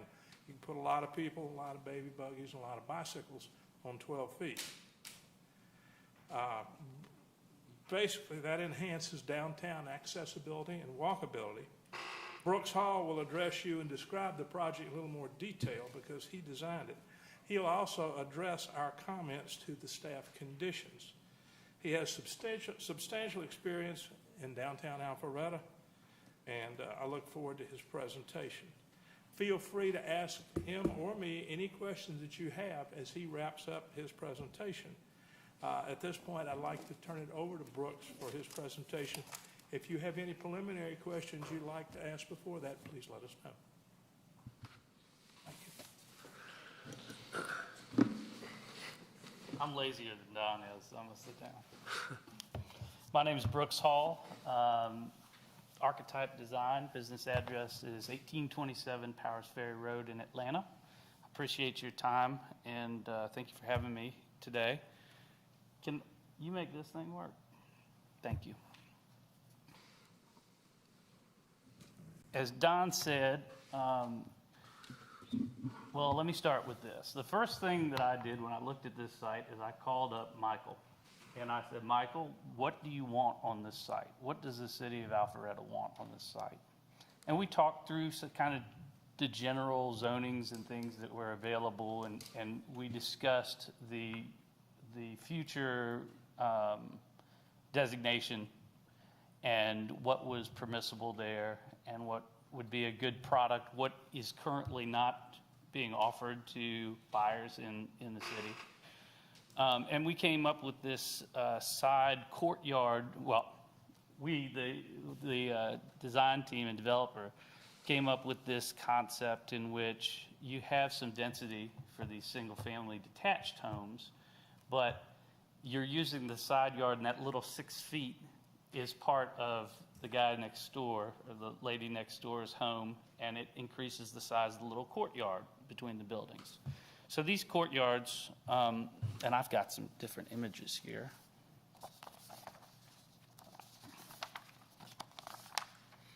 These courtyards are an extension of the interior space. So as you can see, looking from the inside out, you're really increasing the interior space in an indoor-outdoor living situation. We envision squirty fountains coming out of the walls and bubbling water features within these areas. And it's these little oases that become your front door. So the front door on these units here, which are the 3-story units, you have a front door that addresses the sidewalk and really takes advantage of this 12-foot wide pedestrian connection to downtown. Off of that entrance, we're being clever by having this 3rd floor because the retaining wall is a part of the structure of the interior of the home, as opposed to putting a wall out in front of the front yards to handle this landscape or this transition in grade. So we use the buildings to hold back the earth, right? So you end up with a first floor entry level that ties into the grades of Main Street, which sits about 10 feet below the upper alley. And that's a den that is responding to, you're entertaining from that space. People are coming back to your place, you're entertaining, all of those things. You go upstairs and then you have your kitchen and more entertainment space that all opens up to this courtyard. Now, from the rear of the building, where you bring in your vehicular access, there'll be a heavy gate that you can kind of see through a little bit, gives an impression of something beyond, similar to Charleston or Savannah when you walk by the little courtyards. And it creates intrigue, and it's just really is an extension of your space, though. So your front door on the Main Street facing homes is down on the street, and then the vehicular access and I guess rear entry is from the courtyard gate or the garage doors. We've got several images here. This is a bird eye rendering showing you that we intend to do little courtyards in the front, sort of traditional sidewalk connections back to that 12-foot path that's being put in by the DOT. We have a sidewalk that goes up the entrance drive to the rear units, which allow for their pedestrian connection down to the road. And I love the rooftop decks. We have one at my house, and it's my favorite place to hang out. It's great in the rain, it's great in the daytime, great at night. It's a lot of fun, and it's more space. It's great entertaining space and great texture along the street to see as you drive by. This is a closer up view of the design. We have varying porticos on the front of the building, at the front of each home. And as I spoke to, I've engaged with the downtown design consultant, Andy, and we've talked about the detailing of the exterior of the building and tying the detailing for the front buildings to the rear buildings and how that is important. So we'll be addressing that as we go forward, moving into design review board, if y'all approve. I've got a little more of a zoomed in image of your rooftop areas. This is going to be a really neat perspective and view for residents and guests. And again, I think it's very nice texture along the streetscape. I mean, you're going to really see that the what I like to say, kind of the fabric, the urban fabric of Alpharetta as things fill in, and you like to see different kind of looks along the way, and this is a unique kind of feel to it along your street frontage. This is an image of the rear of the buildings. These are the buildings that are facing Main Street, and you can see that we have the garages, and these are the side gate that you enter as a guest who's driven here, parked in the driveway. They would actually ring the bell at the gate and be let in through the outdoor space along the side. This is a view up the alley. So we are going to, and I'll address some of the comments, but we'll be landscaping the rear alley, which is the frontage for these other units in the rear. These units in the rear also, they have the courtyards to the side. They're two-story units, and they have their driveways garages are entered, front-loaded garages versus the rear-loaded for the units in the along Main Street. So do y'all have any questions about this thus far? I have one about on the buildings that are facing Main Street, then are the garages on the second level? Yes, that's right. So the first floor only goes about halfway into the footprint of the building. Okay. So that's the clever wall I'm talking about. Okay. That's holding back, call it a basement wall. Yeah. So instead of having that wall up front and having the disconnect to that big, nice sidewalk, we brought everything down. And we're handling that transition with a sloped driveway and letting those homes actually hold back the earth. So the first floor has less square footage, That's the right. footprint is smaller than the rest That's of the right. building? Okay. And the way I've got it drawn, I have like a guest room down there and a den, maybe a little wet bar or something. But it's supposed to be where you have like your pool table or, this is Yeah. where you want to entertain people right off the road. Okay, cool. Okay? Any other questions? Okay, I'm just going to go through the comments that we have on just there's many, in general, we found the staff comments to be reasonable. For your consideration, we had a few things to talk about. Number 2 is just addressing the exterior materials of the building. I had suggested stucco, stone, brick, siding, more as accents, really. I brought up that we would want to do, some architectural shingles, but also some metal roof accents.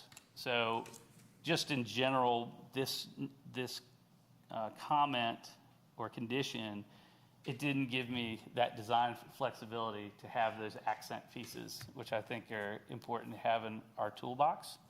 So, I personally love brick too, but I'd like to have the ability as the architect to, expand those material lists. And in general, I think that staff is pretty good with working with us. And if y'all could just work with us as we do go to design review board after this, and we'll have much more detail associated with the design of these buildings. But I would just request that we not be limited to just brick. The second one is item number 4.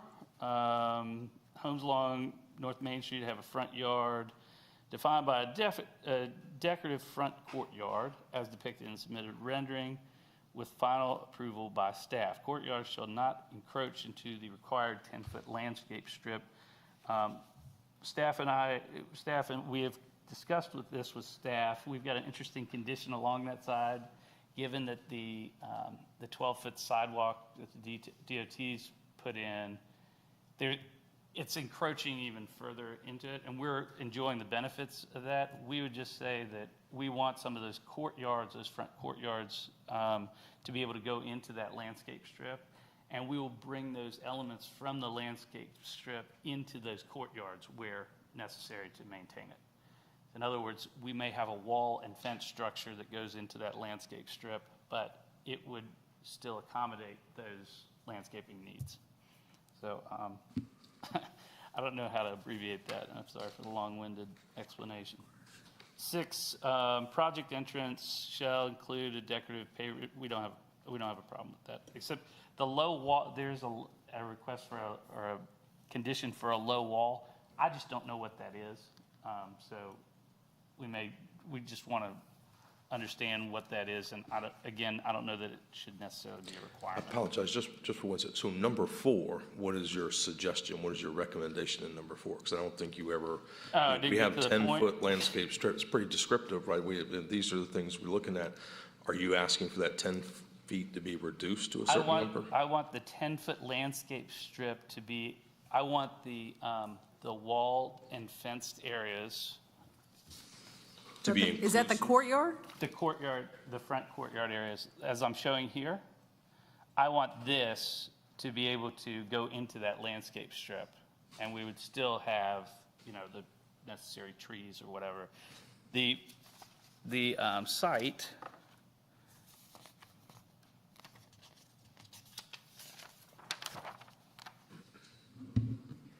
the geometry of the site moves like this. Right, so we need enough space in the rear of these homes to have a driveway that can accommodate a car. So while I've stepped these homes toward the street, here's a pinch point at the top. So I'm really just talking about a couple of these homes, 2 or 3 up at the top of the site, the north end of the site.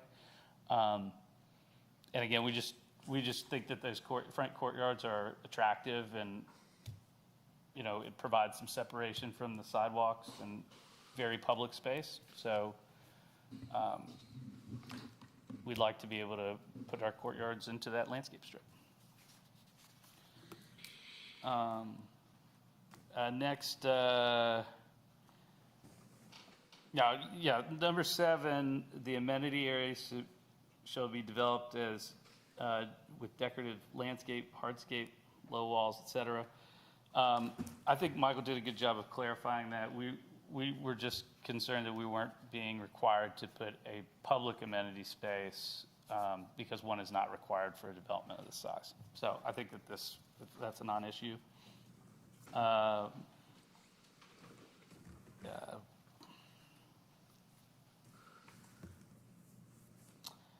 Number 9, developers shall save trees as depicted on the site plan prepared by Paradigm, revised 6/28/21. We're good with this. The zoning plan, so we're good with this. And we'll keep it as a tree save area. Okay. I'm sorry, Don. Number 10 is the last one.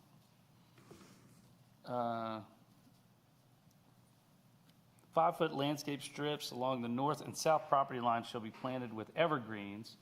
And I just wanted to clarify that those spaces, the private courtyard wall for units 5 and 6 along the southern property line are within a 5-foot landscape strip on that property line. So we want that home to have its walls for its courtyard be able to extend to the property line. So while you still may have plantings, privacy plantings within that courtyard, the side courtyard itself will extend to the property line. So as a clarification on that. But those are the responses that we have to the comments, and hope that you can accommodate some of those. So in other words, I'm sorry. Yeah, I was about to say, make sure we have our notes here well, because you're going through this, and we want to make sure. Okay. Usually we get a list, and then we kind of review the list. Can I ask a question about number 10? Yeah. Okay, thank you.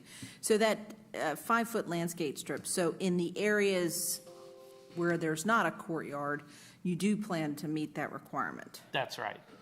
So then the property line, the courtyard wall, which is not low, would be right on the property line? Right, so it applies to the 2 southernmost homes, number 5 and number 6 here. And it's the area all along their side there. Okay. And I think that Michael said that there's a 25-foot buffer between the property and was it Midas? The Midas? Yeah.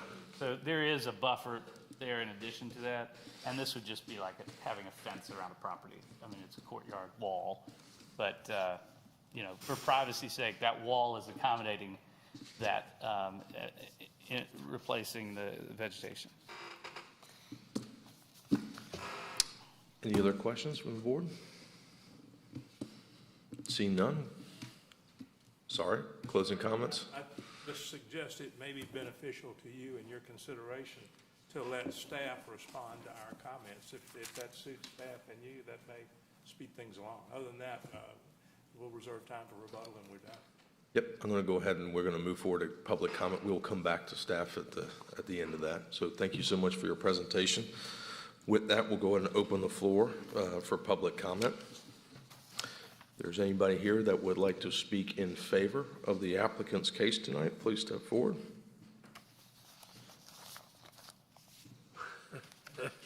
Is that a yes? Is that a no?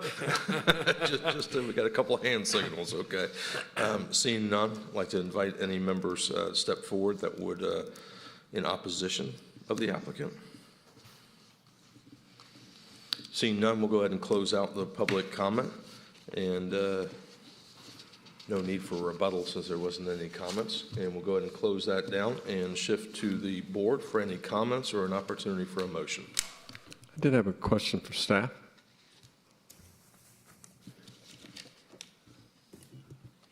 In reference to number 7 in the markup, they are looking for a complete removal of that, it looks like, just so there would be no public amenity ability there in their space. As staff, what do you think about that, the complete removal of number 7? I think while I clarified the difference between amenity and civic space in my presentation, it sounded like the applicant understood that. I would not agree to removing condition number 7. I think that it should remain. Amenity areas are for private use by definition in our Unified Development Code. And this is, we do indicate within that first sentence where appropriate for these types of improvements. So we're not trying to design the interior of their courtyards, which does count towards amenity space. We're really focused on the frontage of the property as well as within that, maybe that tree save area or along the new drive coming in. One follow-on, and that is back on number 2 on the homes fronting North Main Street shall be brick. What is your conclusion on that they shall remain brick, or that they could have an option like stone or something along those lines? I didn't see that there was an option for stone on the submitted, initial submitted rendering. My preference would be that we leave it as proposed by staff right now, and that we work with the applicant between now and City Council and the downtown consultant to see, and then we can determine if we would be okay with a change there. Michael, quick question about condition number 4. The applicant had mentioned wanting the opportunity to have some of the courtyards encroach into that landscape strip. Looking at that pinch point, I see we would still have trees there, but would there be a risk of tree roots heaving the courtyard wall? Is that going to be a concern going forward? I don't know that it would be a concern of staff. This is the one condition change from the applicant that I think we could agree, make some kind of agreement here. I don't think that it would be appropriate to completely strike that last sentence, but I think that we could reach a compromise by saying that courtyards may encroach into the required 10-foot landscape strip, provided that the required landscape material can be located in that area. So we just want to make sure that the shade trees that we would want along North Main Street in the landscape strip, whether they're within a landscape strip between the sidewalk and the courtyard wall, or if the tree is within the courtyard, as long as we're meeting the intent of the landscape strip for the required landscape material, that's what we want. Should we reword that condition then? We can certainly do that. I think it was targeted to number 1 and 2.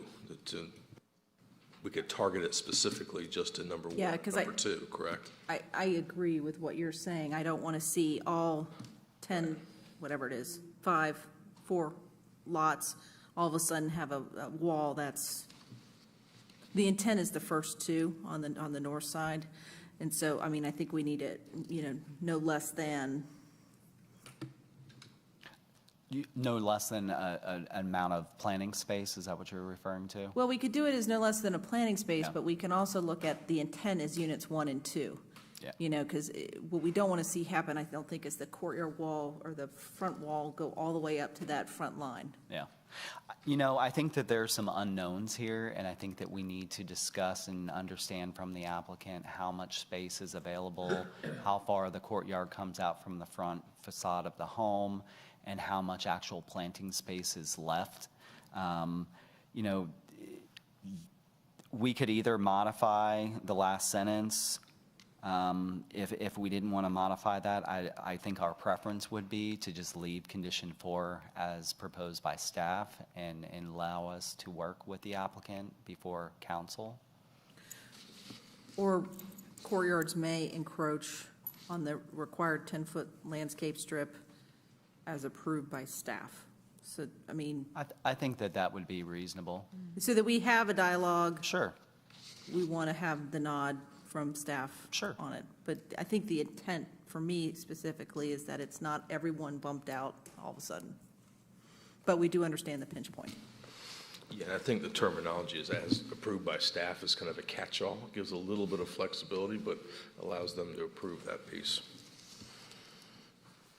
Michael, I have a question about, this is kind of a general question, not specifically about this project, but when we talk about the 10-foot landscape strip,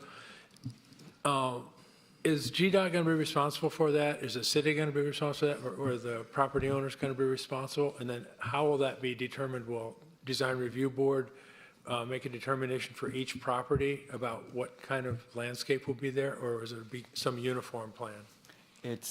Eric probably has a little bit more information on this than I, but it's my understanding that there's no landscaping associated with the GDOT improvements along Main Street. Is that correct, Eric? That's correct. So who's responsible? So The landscape strip is typically on the applicant's property or on the property owner's property.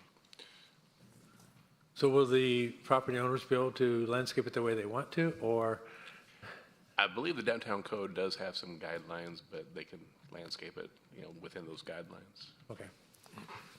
Some properties where they have had right-of-way taken from their property, they have come to, every property has come to agreements with GDOT as related to that. And those various agreements could include provisions for reconstituting their landscaping on their private side of their property after construction. We don't know what all those agreements say. And Michael, I just have one more follow-up question on number 10. Do you have any issue with the proposed changes? Because the 5-foot landscape strips on the 2 lower properties would have an issue where the wall is. I'm less concerned with the applicant's proposed change to that condition, given that there is a 25-foot buffer there.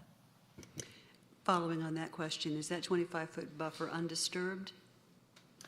I would have to verify that. I did find a plan where it indicated the 25-foot buffer. The area is, in its current state, is not disturbed, but I would have to verify that. I don't know 100%. Okay, what I'm getting at is if it's undisturbed and it has sparse areas, would there be the opportunity to plant where sparse to make sure that there's visual separation between the Midas muffler place and these nice homes? Well, they could certainly plant the evergreens where those courtyards from lots 5 and 6 don't come right up to the property line. So I think we can look right here on the plan. So there are areas here where they could accommodate the evergreens. So the courtyard wall for 5 comes out at this location. So from here to here, you have room to plant evergreens. A little bit less space on lot 6, but there's still some available room there. Of course, we couldn't require the applicant to actually plant the evergreens on the Midas property without their permission. Okay, can we kind of go over what you were okay with and what we changed? Can we just kind of give us an idea? 'Cause I'm a little confused. Sure. Can you just say? Do you want me to just go through? Each one, what you agree with, what needs to be changed, all of that would be great. Sure. Our preference on condition 2 is that it remains as proposed by staff. On condition 4, Commissioner Zarankis had a good alternative to striking the last sentence there. I believe you said courtyards may encroach into the required 10-foot landscape as approved by staff. Condition 6, if I'm not terribly overly concerned with removal of the low wall. It is pretty typical of conditions that we've applied on other subdivisions within the downtown. But I'm not terribly concerned about that being stricken as proposed by the applicant. Condition 7 should remain as proposed by staff. And we are okay with the applicant's proposed change to 10. So I'm trying to figure out the wording on 10. So shall be planned with evergreens with the exception of the courtyard wall area. Maybe with the exception for lots 5 and 6 where the courtyard meets the property line. Thank you for your help. So,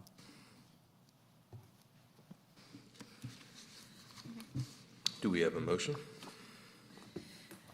So I'll make a motion to approve Z-21-07 V21-24 Alpha at Main, 236 and 244 North Main Street, subject to the following conditions as presented with staff with the, please help me in case I get them wrong. Staff, we are going to keep condition number 2 as written. On condition number 4, we're going to strike the last sentence and say courtyards may encroach into the 10-foot required 10-foot landscape strip as approved by staff.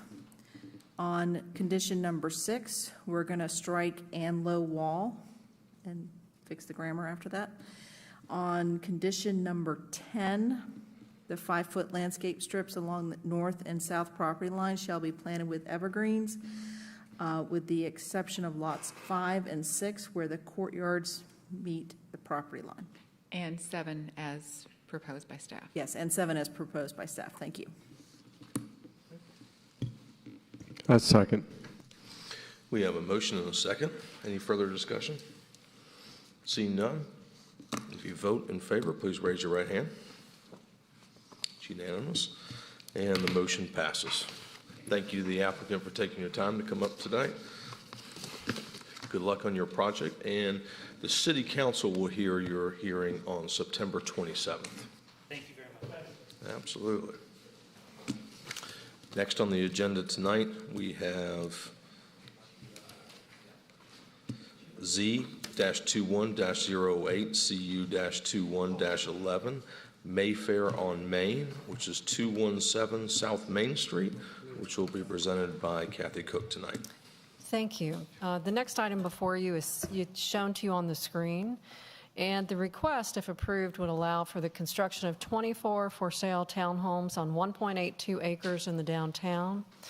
The applicant proposes a rezoning from C2 to DTMU and a conditional use to increase the residential density above 10 dwelling units per acre. Now, let me put the site plan up here.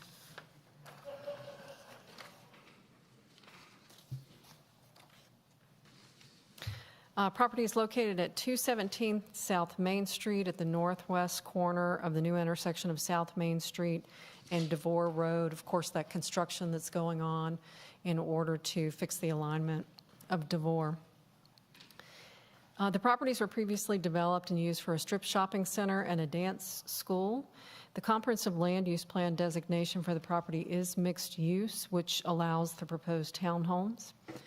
The downtown master plan had a 5-year demand study. Of course, that was over 5 years ago, and it reflected a demand potential of 185 to 210 townhome units. The demand analysis is intended to be, of course, just a measure of market viability, not a prediction or recommendation, and that is, it's over 5 years ago. Of course, we've exceeded what those predictions were for the market. And the density that they're proposing, which is 13.2 dwelling units per acre, it exceeds densities which were approved at other locations in the downtown since the approval of the downtown master plan. And I put a chart within your staff report. And I think the closest residential density that was approved would have been the Maxwell, which was originally a little over 16 units to the acre, 16.03. Of course, they were developed at 10.9, almost 11 units to the acre. The site plan does depict 24 3-story for-sale townhomes in 7 different buildings. The access is shown only from Roswell Street, not Main Street. There's a 10-foot setback provided along Roswell Street and a setback of approximately 15 feet provided along South Main Street. 10-foot sidewalk is depicted along South Main. 5-foot sidewalk is shown, but we're recommending a wider sidewalk along Roswell Street. Minimum building setbacks are consistent with the DTMU development standards. And then each townhome will have 2 side-by-side parking spaces within a garage. They do meet the parking requirements.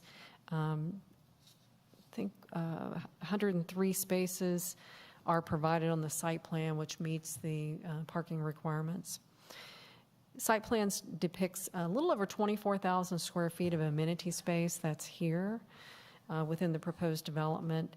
They're required, if they were at 10 units to the acre, to have a minimum of 10% amenity space, but because they are asking for the conditional use, they are required to have a minimum of 13.2 to match the 13.2 units per acre.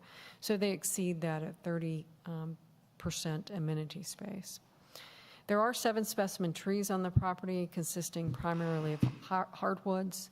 Site plan does not depict saving any of those trees. If it's approved, we are recommending that a grouping of hardwoods that's just north of the amenity area be saved, as well as looking at other trees saved that could be incorporated into the site plan. The applicant did submit the elevations, which we also provided to our downtown consultant for comments. They had several different comments, which were included in your packet, and if this project is approved, of course, the applicant would have to address. And you can see this is an elevation, a rendering view from South Main Street. So they do propose that there's courtyards along Main Street, which would have the required landscaping and required trees along Main Street as part of that frontage. Traffic numbers were provided with the trip generation report, and it shows that 18 a.m. peak hour trips would be generated, as well as 24 p.m. peak hour trips.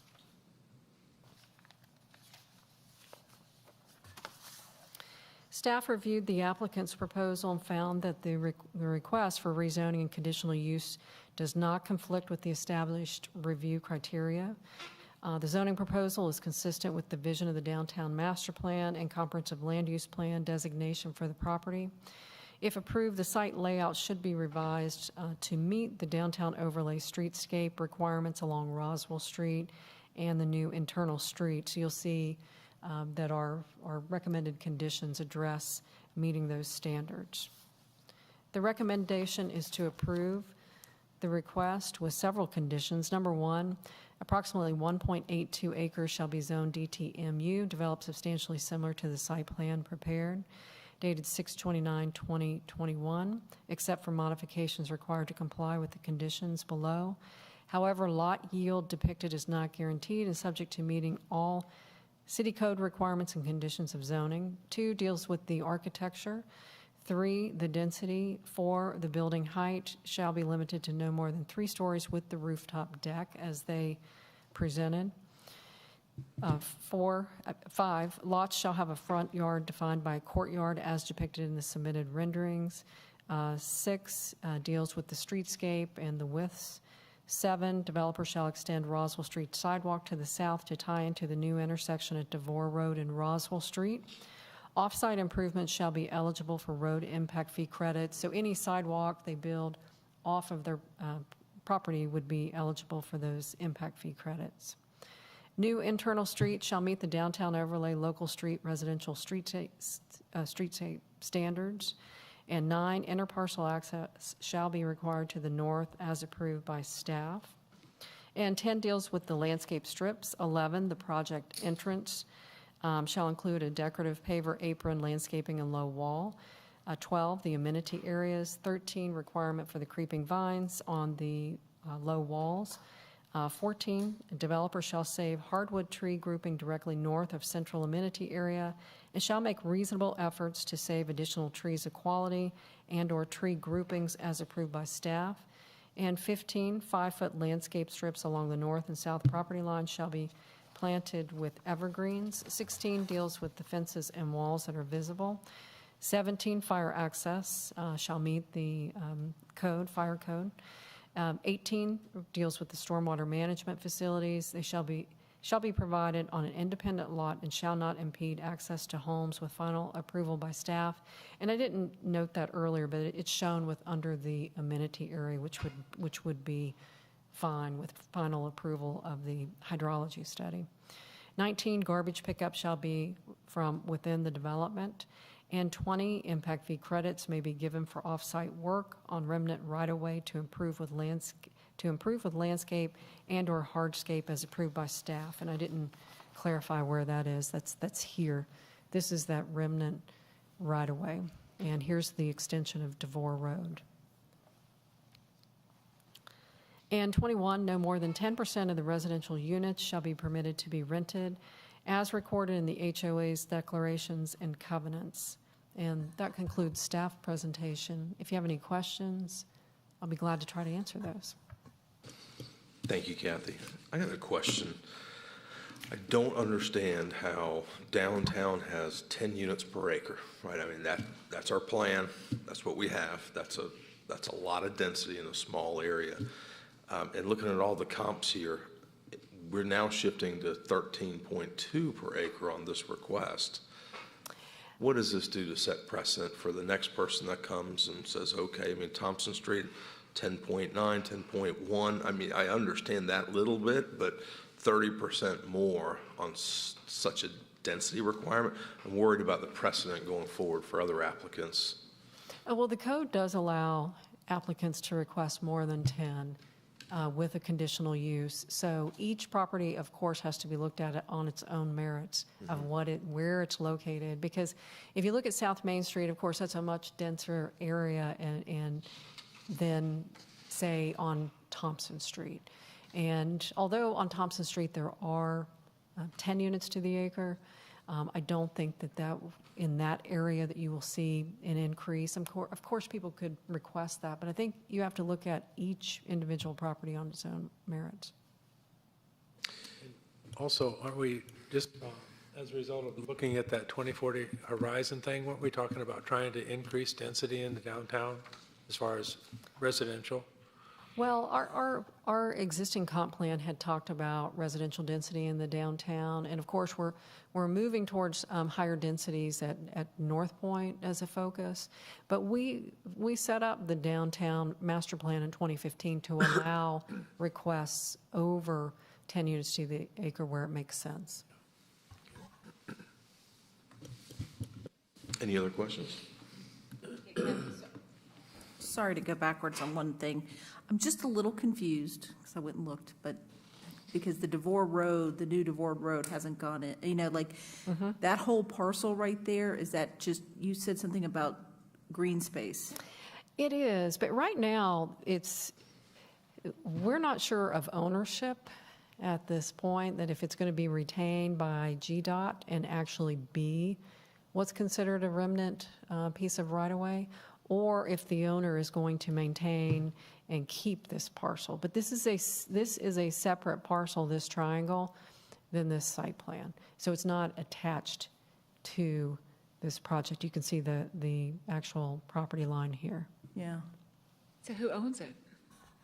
I don't know if we have the ownership right now. I mean, when people are working with GDOT for the roadway extension, I don't know if they sold them all of the property or if there's an owner that's maintained it, but it's not part of the application. But we wanted to put it in there, the option, in case it does turn out to be a remnant piece of right-of-way, where we could give impact fee credits if it made sense to put a wider sidewalk through here and make it something that the public can use. So it wouldn't be impact fee credits to add landscaping that would just benefit this development. It'd have to be something for the public. Thank you, I didn't understand that. Yeah, it doesn't even look like there's that much space. I mean, today when you kind of see it, you see all the dirt, right? They're moving the dirt. Yeah. Looking at this, looks like there's a large piece of land there, but visually when you get out to the site, it doesn't seem like much at all. I had a problem. Yeah, and of course, you know, they're using the property right now for the setup for GDOT construction. Mm-hmm. Well, great. Well, thank you so much for your presentation. Mr. Chairman, I want to go one more back time to that density, because I did, you know, looking back through this is going to, in the examples here, that's, as the chairman said, it's 30% essentially over Thompson Street, Maxwell, and, you know, those are and there's, what's the other one, Teasley. So, but they can go up in the code, go more than 13? They can, as long as they increase the amenity space with it, because the code says 10 units to the acre and then the 10% amenity space, but as they go up in density, they must go up also in providing that amenity space, which they have. But still, I mean, it's always, looking at each property where it's located on its individual merits of what's surrounding it to determine if that's density makes sense for that site. And of course, topography, green space, trees, all of that goes into looking at a particular site. So with that, let me ask one more, because I know you're 10 per acre is the limit. We're going a little bit higher than that. Is the thought process from the city is because this corridor, kind of a redevelopment is encouraged in this, and this is kind of more of the acceptance of it and wanting to have this kind of redevelopment? It is, and it's this area is converting to more walkable uses instead of standalone retail.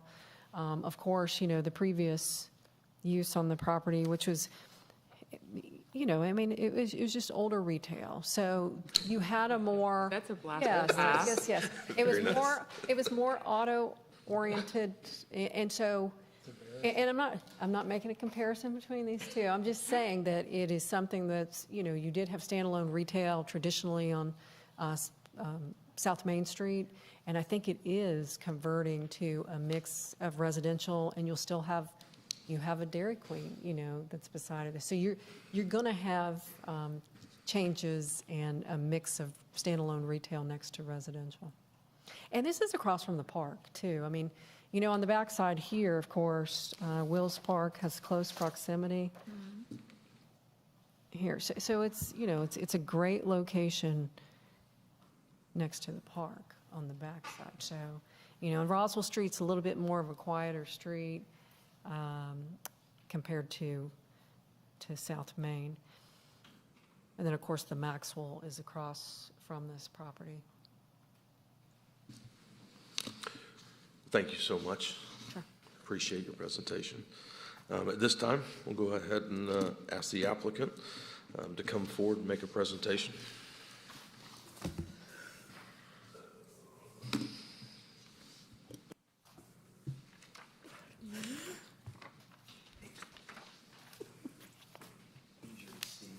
Yeah, getting old. Thank you. What we had sent out, I guess, just a few hours ago, just so follow the record. Thanks. Good evening, Commissioners. John Boniface, representing MF 217 Main Street, 26 Milton Avenue. Just want to start by just saying this is in line and another of what we're trying to bring to the city, with starting with Mayfair, Webbridge, the Maxwell, the Hamilton. We love this city. I live here. Jason's from here. And we're just, we love working with staff, commissioners, council, and what y'all have done and continue to do here. And we understand the importance of the story of this piece of property in this location, especially with the picture that Kathy ended on, understanding this is really the new corridor to downtown Alpharetta. And we worked hard to secure this corner while we were developing the Maxwell, knowing that on the other side, when that new intersection comes, it's a marquee entry point and a first impression to people as they come into this city. And so we've engaged David Grace, a classical studio, to be the architect here, to make sure that the product we bring is first class. And he's done west of Maine, along with several, ultra high-end residences around the country and even internationally. So we want to bring a level of certainty to the city, as well as to our stakeholders, to make sure that this doesn't miss, that we just hit it out of the park. And we're actually very excited about this. some of you know all the iterations that the project has gone through, from the initial C2 and the commercial use that we planned and worked through, many hours with city staff, making sure that we understood the needs and the wants of the city, and working to accommodate that, knowing what GDOT was doing with their expansion, making sure that we planned to it. So these 24 units, understanding the concern with the density that you've voiced, knowing the emphasis that the city puts on green space, on the feel and the openness of new development. So, you know, the 10 up to 13% requirement, we've tripled and are hitting it at 30%. So we're trying to pay attention and meet those important points. Also understanding, and we've got, as Jason passed out, a list of proposed red lines, just a few of the items that we've gotten feedback from ahead of this. I know you probably haven't had much time to go through those, so we can go through them one at a time. But there's really three items that we want to highlight. One, and I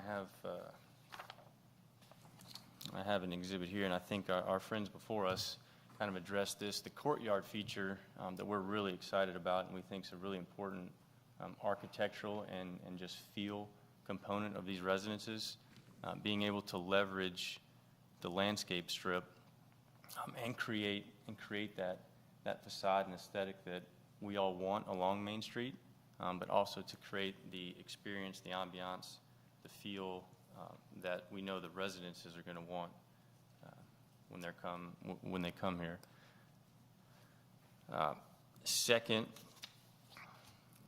will be, and tell me if you want to. John, can I say something? Yeah. Jason Joseph, 26 Milton Avenue. I'm also with Mayfair. 2 points that John references. We put that right back up there, or you've got it right here. What is important is I remember when we went back through with Warren Jolly and the Providence Group when we were working with him in tandem on the Maxwell, the importance of when the DeVore Road was realigned, and that ultimately as we worked with city staff and ultimately with council and with you all and some of you all when we went through this many years ago, this was the southern entrance, or supposed to be the new southern entrance to downtown Alpharetta, with GDOT and its expansion from Main Street to cross over Old Milton and extend what is the optic of when you enter downtown from Old Milton. I'm from here, Alpharetta Bargain Store, the whole shooting match, growing up and seeing where when you crossed over Old Milton, I think everybody would say that now you headed south and it was in this other area. And for us, not only was it critical when the Maxwell was being developed to understand where that new entrance, quote unquote, sat, but to draw out what Magnolia did in Jim Jacoby and attempting to draw out the residences and extend the downtown core.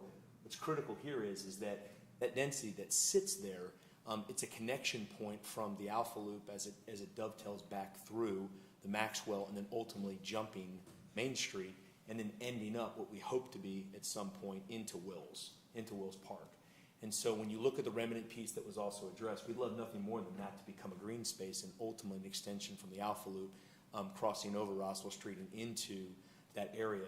The critical piece to that is from my standpoint, as we looked at this, if people can arrive from the south and they can see the high-end nature of these residences there and to pull these residences out, I mean, to think about $1 million+ home that sits there along with what Warren has done so eloquently with his residences that are there in the Maxwell, what you see going down DeVore and what's happening there, when you hit Haynes Bridge, when you see the homes that are there, this is all about lifting the residences up out there for folks like John, like myself, like others to live in this area. So for us, it's our first touch into residential. So we've been commercial developers. You know a few of the things that we've done, just opening the Hamilton, the Maxwell getting up and going, Mayfair Webb Bridge and some others. But if you think, the point of this is our Petri dish is downtown Alpharetta, and our Petri dish of trying to understand what the needs are. And we look at this and say, it ultimately is the right spot for something like this. So for David Grace and Sotheby's and some of these other folks that are helping us design something like that, we want people to arrive and to feel like they've arrived at some place that we would feel really special about for downtown Alpharetta.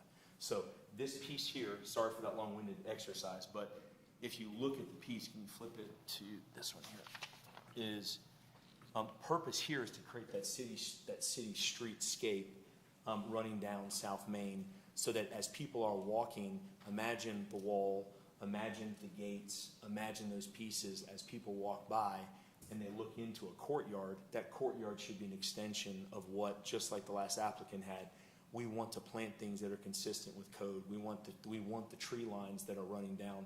We want those things that are there, and to encroach slightly in there will ultimately end up creating that aesthetic where you arrive to the downtown core and you arrive into Alpharetta.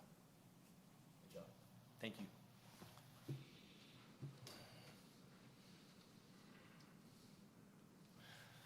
So I don't know if y'all have or haven't had a chance to do these, so I'll just hit the red lines that we've proposed.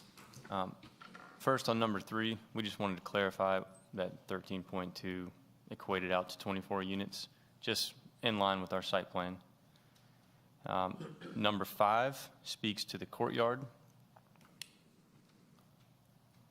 Just talk through that. Number 7 speaks to impact fees. Just with our experience, we just want to make sure that the scope is fine. Sometimes, like I think this is limited to road impact fee credit. Sometimes the limitation of the type of impact fee may not correlate necessarily to the actual cost when it goes to build, or as we learn more about that property or become able to control it, maybe the scope grows and we want to do something more exciting there. We just want to make sure that the budget is in line with what the compensation is going to be. So if it happens to grow beyond the impact fee credit, there's a mechanism there to cover whatever that delta might be. Number 8 is just adjusting the width of the private road to meet what's represented here on our plan. And just to clarify, these are all red lines as a product of our coordination with staff. We'd love to get feedback from you. Because of time, we just haven't had a chance to get the feedback yet. So, number 9, we struck this really to bring up a talking point. Couldn't discern exactly what that interparcel access was asking for, so we can clarify that here if you'd like. Number 10 is just looping back to number 5 and to Jason's point of what the plantings within that courtyard space will be will meet the intentions of what that landscape strip ultimately was.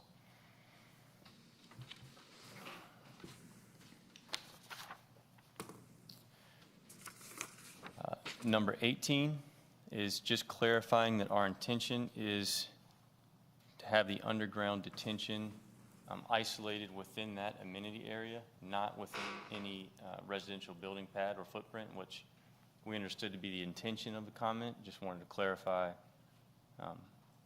that it wasn't on a separated lot, but it was separate from the residential pads. Impact fee credit here, again, same intent, just making sure whatever the ultimate scope landed on, there are funds to cover what that is. And finally, 21, just giving the HOA the ability to govern what that rental program looks like.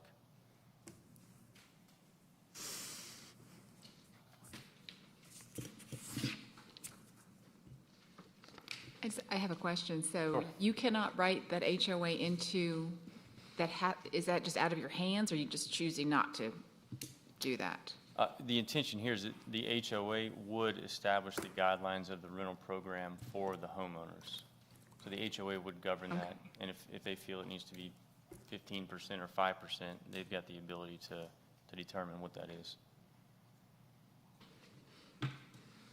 Any questions from the board? Yeah, and I think I'll wait to ask Kathy. I think it involves city. Are you completed with your presentation? I am. Great, thank you so much. We appreciate it. Thank you for your time. From here, we'll go ahead and open it up for public comment. Anybody that would like to speak in favor of the applicant tonight, please step forward. No. Seeing none, if there's anyone in opposition of the applicant, please step forward. Seeing none, we'll go ahead and close the public comment portion and present it back to the board for further discussion and an opportunity for a motion.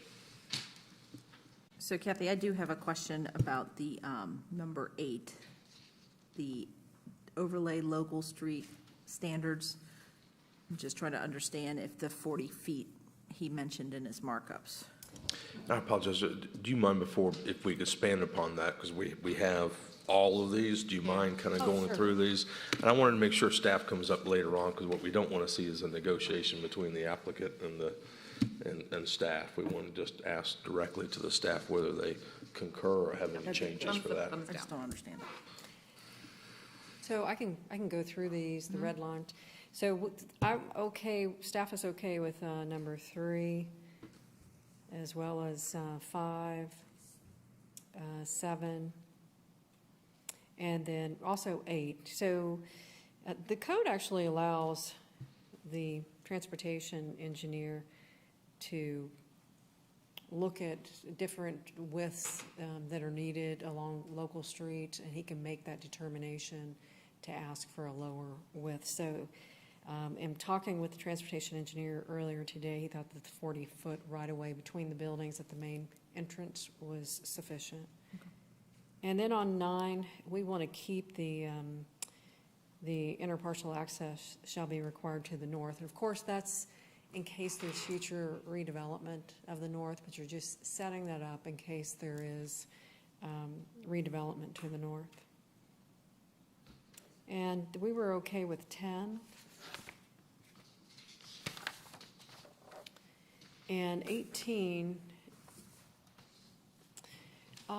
18 I'm not okay with, because they added as depicted on the submitted site plan. Well, until we see a hydrology study, we really don't have those details. In general, it looks okay, but that's subject to a hydrology study and final approval by staff. So it's my preference on 18 not to have the red line addition. Okay with 20, and then 21, we always include this condition, so we would want to keep that condition. Yeah, and that was my question, because the HOA could come in and say, no, we're going to be all rental. And if there's nothing, I mean, I think if you leave it up to an HOA, that's, I mean, we serve our HOAs. I'd rather there be some structure there. Well, it's our only way of governance. Yeah. So otherwise, like you said, it becomes a rental property. Sure. So I'll just make one comment. I just, looking at any of these, the density gets me of 13.2 versus our 10. I understand it should be 16, 24. I completely understand staff and city's comments about, kind of creating some unique development process in this corridor. As I well know, I'd like to see this corridor. I've done enough myself in this corridor, so I'd like to see it. My fear is we come back to this as an example of, well, they got 13.2, everyone else wants 13.2. That's really where I'm uncomfortable about that feeling of looking back later on and saying we just set precedent by something like this. But I understand it, and I just kind of want to make a comment of it. I really like the design on the floor level. We'd like to see, obviously we're not here for design, but I wish we kind of a little more detail on the second and third level to kind of really make it pop, those eyebrows and things like that. But that's design. We don't get into that today, but that's just a comment. My concern is just the density. I'm going to echo that too, Mr. Chairman, that at some point along the line, I love seeing that parking lot dug up and that building gone. And your project, I think, is really good. The genie comes out of the bottle when you allow 13 and the normal's been 10, and then it's, just keeps going on. And there's always a lot of talk about overdensity, but I think it's a very good project. And again, I love the idea of digging that parking lot up and putting some homes in. But anyway, the 13 is an issue. I guess I feel like I don't think it really sets precedent because we're still relying on staff, and I think that Michael gave or Kathy, I can't remember, gave good. They'll look at each project by project, and I trust the staff, and I trust that they would not just go on, well, we've done it here, we're going to do it there. So, yeah, it is dense, but I think it also fits that spot. Yeah, and I also think that, the fact that if they do meet the amenity requirement for open space, that, I don't have a problem with that as far as the density. Yeah, and I'll just add, I do have a concern with the density, but I think one thing that this project does have going for it is the access point is on the lesser-used road, and you're avoiding an entrance point on Highway 9, which I think the more we get rid of that, the better off we all are for our safety. So I do have concerns. I think are being thoughtful. I wish we could have saved more trees, but, hopefully you put the right ones in and do the right thing there, so. What I haven't heard much discussion about is parking, particularly guest parking. I think in a lot of situations, we sort of paint ourselves into a corner by, and I observed this just in the single-family homes in our own neighborhood, as more adult children are back home, or high school-age kids with cars. Bottom line is you end up with more vehicles needed to be parked near single-family homes than you have space for. And I don't see any comfortable way of accommodating that here. Any thoughts about that? So we have 4 parking spaces per unit, plus the centralized guest parking. So to address that, kids come home, there's, 2 additional spaces there for those guys. So we've over-parked by what's required. You say 4 parking spaces. I assume there's 2 in a garage and 2 in a driveway? Correct. Yep. So you're kind of dancing with vehicles if you have to. Right. Yep. These And how many spaces is that? we've got 7 central spaces here on either side of the amenity area. So if one were to be entertaining, it kind of... A quick comment to that? Sure. I think it's, the practical side of it is that you're sitting 20 feet from Wills Park also at the entrance. When you look back at the community space, if you put up on there, people that have large, I'll call it gatherings of 30-plus people, is I think probably where you're getting at it as well, is we ultimately have a parking issue downtown, even though I know the studies say that we don't. I think everyone knows that Thursday, Friday, Saturday, Sunday, it's really hard to find a parking spot. So as the city does and grows and continues to do that, we are trying to activate Roswell Street, which made a good point, ma'am, I think you did, regarding eliminating entrance off of South Main to relieve that traffic, but also trying to create an environment back on Roswell Street that ends up lighting up between our development and ultimately when you hit Old Milton. And so there's a lot of development that we hope still happens there. And so to that point, although we've overparked inside the development, we also believe that it creates an opportunity for walking as well in order to address that.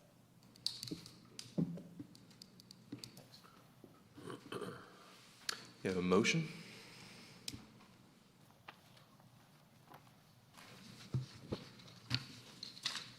Okay. Questions? Motion? Who's going to do it? I'll make a motion to approve Z-21-08/CU-21-11 Mayfair, Maine, 217 South Main Street, subject to the following conditions. We'll go with staff's conditions. With the red markup, I'm going off the red markup. We will accept everything except number 9. We want to keep that. And we do not accept the proposed changes on number 18. We want to keep the original draft of number 21 with a 10% rental for HOAs. Second? We have a motion and a second. Any further discussion? Seeing none, we'll move to a vote. In favor, please raise your right hand. Opposed? Motion passes. Thank you very much to the applicant. We appreciate your time tonight. Looks like a great project. Thank y'all. Thank you. Next up on the agenda, as we're moving right along. We've got 15 minutes to hit the target here. So we're going to move forward here Thank to you. PH-2114 UDC text amendments, the permitted and conditional use and temporary use presented by Kathy Cook. Thank you. So the item before you are the UDC text amendments to permitted and conditional uses in several different zoning districts, and to add and amend regulations related to temporary uses. This is work that between the city attorney and staff, we reviewed the list of permitted and conditional uses for compliance with the equal terms provision of the Religious Land Use and Institutionalized Persons Act. So these are just recommended changes that our city attorney had recommended that we make. And a few uses were identified as needed to be changed from permitted to conditional, because if you're going to have a conditional use for a church, then similar uses should also be conditional. An amendment is recommended also to the builder's equipment and material use to change it from permitted to conditional use in C2. If you think about it, building materials, that's been allowed in the C2 zoning district for years, which needs to be changed because that's most of North and South Main Street. So we don't really know that all building equipment material would be appropriate along Main Street. And then we just had some general cleanup items in the table that's up here. The list of permitted and conditional uses. And we added 2 new designations to the table for accessory and subordinate uses. And this really just helps people that are looking at the use table, because if you look at the table, it would always say conditional, but then when you go to the written part of the text, it says it's allowed if it's a subordinate use.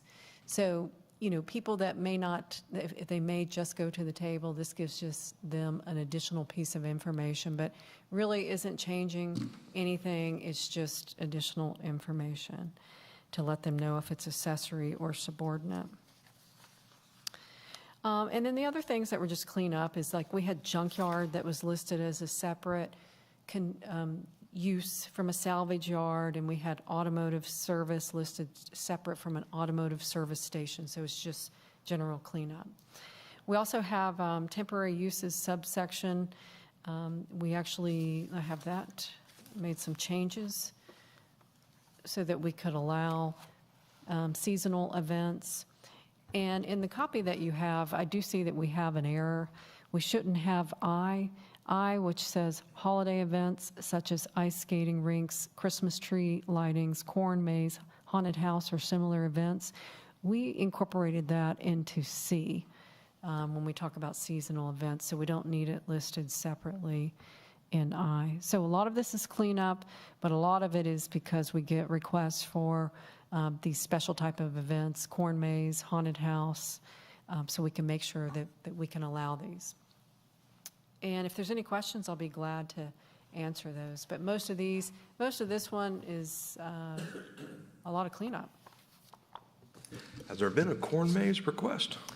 Not Just yet. a little humor, but I don't think I've ever heard of corn Hard maze to find some land for that. in Alpharetta, by the way. Yes. Remember, we used to have the haunted house.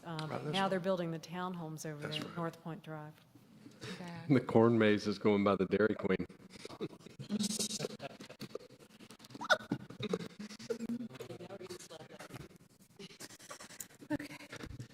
Any questions?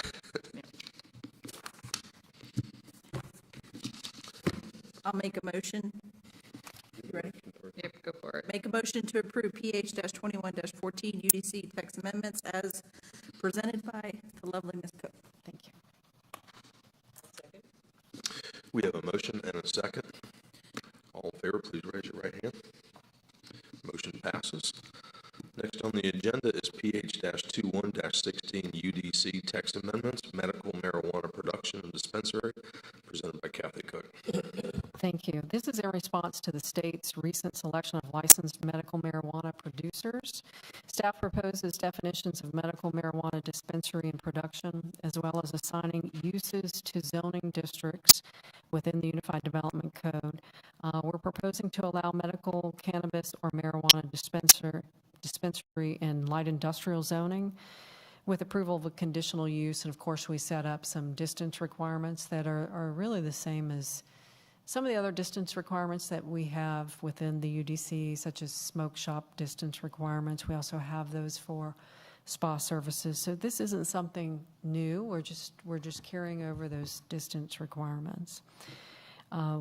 We are recommending to prohibit medical cannabis or marijuana production facility in all zoning districts in Alpharetta. And the definition comes from the state definition, and the recommendations, of course, is something we've worked through with the city attorney.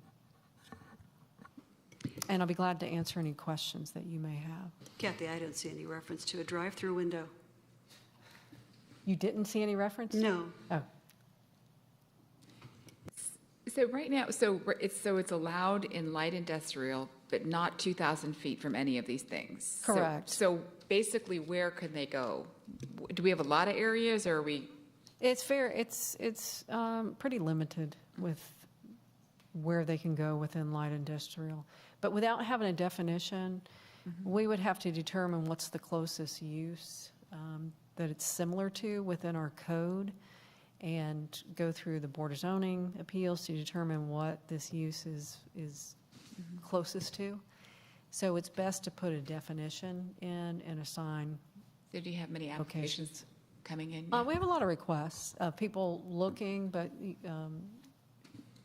we haven't had anybody select an actual location. Okay. Most of the locations they've asked about would not be in light industrial. Kathy, I was lightly joking about the drive-through, but I was thinking the closest approximation might be a pharmacy, which sometimes has a drive-through. Would that be an appropriate comparison? No, that's why we're putting this definition in here. Kathy, does the state have any? And they could put it in a pharmacy. I think that's it's a drug that, of course, could be dispensed within a pharmacy, but as a standalone, we don't believe it's a similar use. Does the state have any requirements that you have to, I mean, are we good with saying, okay, we're going to put it in light industrial? We're putting some pretty heavy restrictions on it. Does the state come in and say you can't, you have to allow it? Like overly restricted? They haven't yet, but of course, we've already looked on their website, and they don't have the applications online yet, although they have allowed the dispensaries. Their website doesn't have the applications available for us to even look at to see what the regulations will be. So we may have to come back and update this. As they update their regulations, we'll have to come back. The research that we did and Lauren helped with, we found a lot of regulations regarding the production facilities with heavy fencing, chain link fencing that would be required, but we're recommending prohibiting those, and checking with our city attorney, that's something that he said that we could do. So we may have to come back and update this once their application process starts. We're just trying to get out in front of it, establish it as a definition. Well, I think it's important, as one of our city neighbors has just put a moratorium on certain things for 6 months while they investigate how their neighbors do it. And I think it's real important that we be proactive and put these safeguards in place. So thank you. I do expect to see it again, and there will be changes. Probably. Yeah. Thank you, Kathy. Any questions from the board? Make it a trifecta, Martine. Motion? Motion to approve PH-21-16 UDC text amendments as presented by Ms. Cook. No changes. Second. We have a motion and a second. All in favor, please raise your right hand. Unanimous approval, motion passes. Look at that, Kathy. And we have no further items on the agenda before we break. Is there any other further business for the board or for the staff? Seeing that, our next meeting will be on October 7th So look forward to seeing everyone there. And with that, we are adjourned for the night.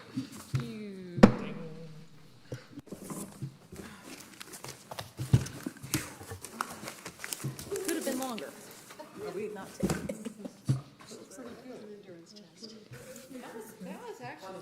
It could have been a lot.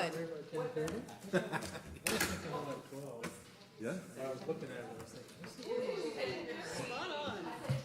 All right, Kathy, you're off by 5 minutes.